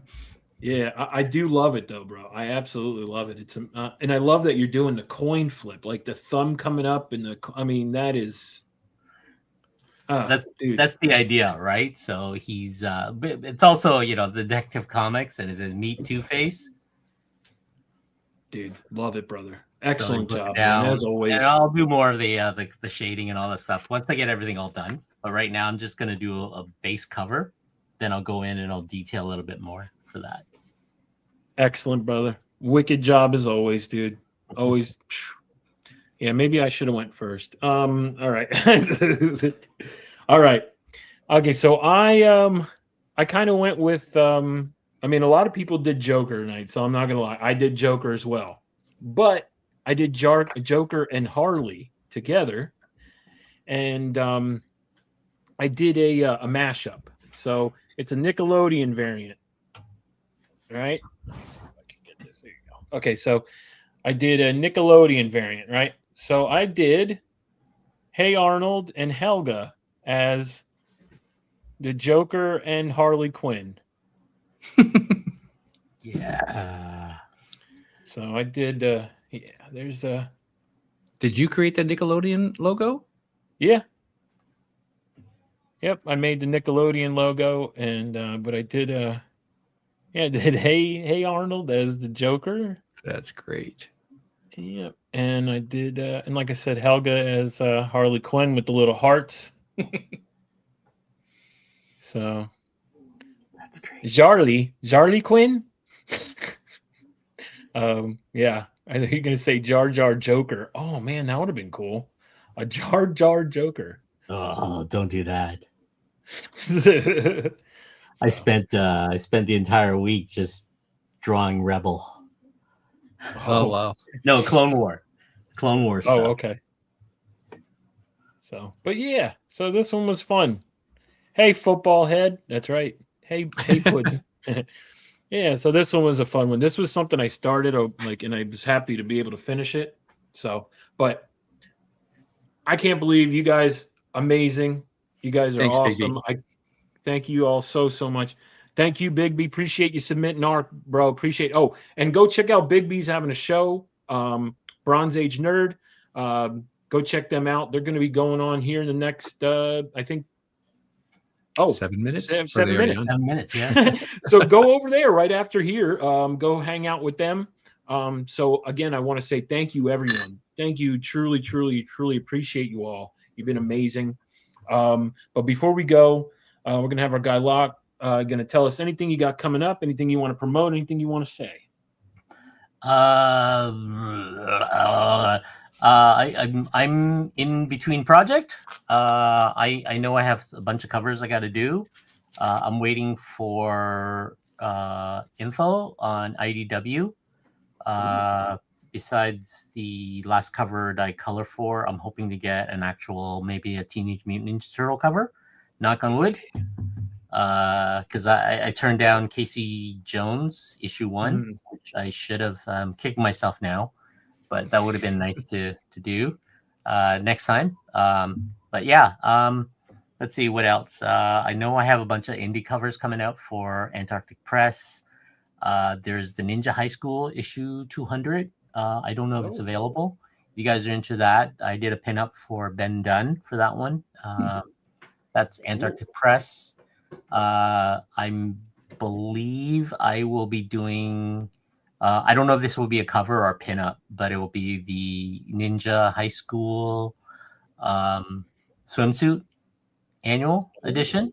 So it'd be fun, you know. Hey, there you go. You know, I will be full painting and all the other stuff. Yeah. Then keep an eye out for all the cards if you guys can afford it, because these blaster boxes and these they're like in thousands of dollars for Star Wars, for Marvel cards. There'll be a lot of announcement this year. I did them about a year and a half ago. I think Callie would know a lot of that, right, Callie? Yeah, just keep an eye out for it. If you happen to see one of my cards, if somebody pulls it or something like that, by all means, please tag me. I'd love to see who has what and where. It'd be fun if you're on eBay and you happen to search Mad Monkey Love or Lock Nguyen and you find a card. Just tag me on that. That'd be fun to. I want to see. I want to see where they all end up, and I want to cry too. That the aftermarket and see how much they're selling for. Oh yeah. But other than that, I guess you'll catch me around. I'll see you guys on the other channels and stuff like that. Yeah, while I have you guys on in the background, and I'll be drawing. Right, that's pretty much what I'll do, like that. Yeah, that's it. Yep. Thanks, guys. Awesome. And thanks for tuning in, guys. You. Don't forget to hit the like and subscribe for next episode. Awesome. Appreciate you, brother. Thank you so much. And if you want his links, they're down below in the description. So his Instagram, and he also has a YouTube where he puts shorts up. It's artwork. So do yourself a favor, go and subscribe, and go follow our guy Locke over there. Phil, what you got going on? I have some shorts. Just got some Fruit of the Looms. I don't remember the other brand, but boxer briefs all the way. Right. 1 week from tomorrow night on Roscoe's Late Night Addiction, I will be opening this book that I am not showing you or telling you about, but it was an extremely limited edition from a very small publisher that Stephen King works with. This is a very limited edition of one of his novels. Now, you've probably heard of slip cases for hardcover books. This is a tray cased edition, and I have never owned a tray case. And so if you don't even know what that is, stay tuned. And I'll be unwrapping that next week. Other than that, you can find me at Kroger's. And that's about it. Phil, appreciate you. Like Phil said, we won't be here next Monday because we're off, because on Tuesday we do Roscoe's Late Night Addiction. But then the Monday after that, we'll be back with Between the Lines, and we'll have an exciting guest as well, as we always do. I mean, it's always a great time here. So, but if you're curious about the theme, so am I. But I will let you, I know people always wonder what that is ahead of time, and I will let you know if you hit me up. I'll probably be finding out within the next couple of days. I want to say thank you all so much again, to be honest with you. I love doing this show. I really do. I love this show because I love the interaction that we get from you guys, from you at home. Not only your great questions, but I love seeing what you guys draw and what you submit. I mean, phenomenal. You guys it's unbelievable. So I want to say I appreciate all of you so much for doing that. And like I said, it makes my whole week, to be honest. So that's why I started this on a Monday, so I can kick my week off right. No. So again, be here. If you haven't there it is. Theme will be, there you go. All right, I'll have to let him know. Maybe that'll be it. But again, I appreciate everyone. Big shout out. I saw my homies in the chat, Callie and Rude. And I just got to, shout out my BOCC, my Black Order Comic Club. Appreciate you guys. I saw Matt in the chat too. Appreciate you all. Thank you all again. I think that's it. Keep an eye out for my page, because I'm going to be, there's some other stuff I'm going to be in the works, me and Phil. So keep an eye out, and go follow our Instagram page, Drawn to You Art Stream on Instagram. I need to put that link down below in the description. I forget to do that. So that'll be something I do for the next one. But again, you guys are amazing. I truly appreciate you all so much. Locke, hey, what up, Comic Issues? What's up? I want to say thank you so much again. I truly appreciate you being here, taking the time out, doing amazing artwork like you always do. So I appreciate you doing that. And I just got to say thank you all again. I appreciate you. And that's it. That's it for Drawing You. Have a great rest of your week, everyone, and take care of yourself. Please be kind, not only to others, but also be kind to yourself. Okay. And I like what Issues always says, Comic Issues. There's some in the chat, but he's like, may all your issues be comic book issues. And I love that. That is such an awesome line. I'm sorry I stole it, but I had to tell everyone about it. Anyway, appreciate you all. Thank you again. You guys rock. Bye, y'all.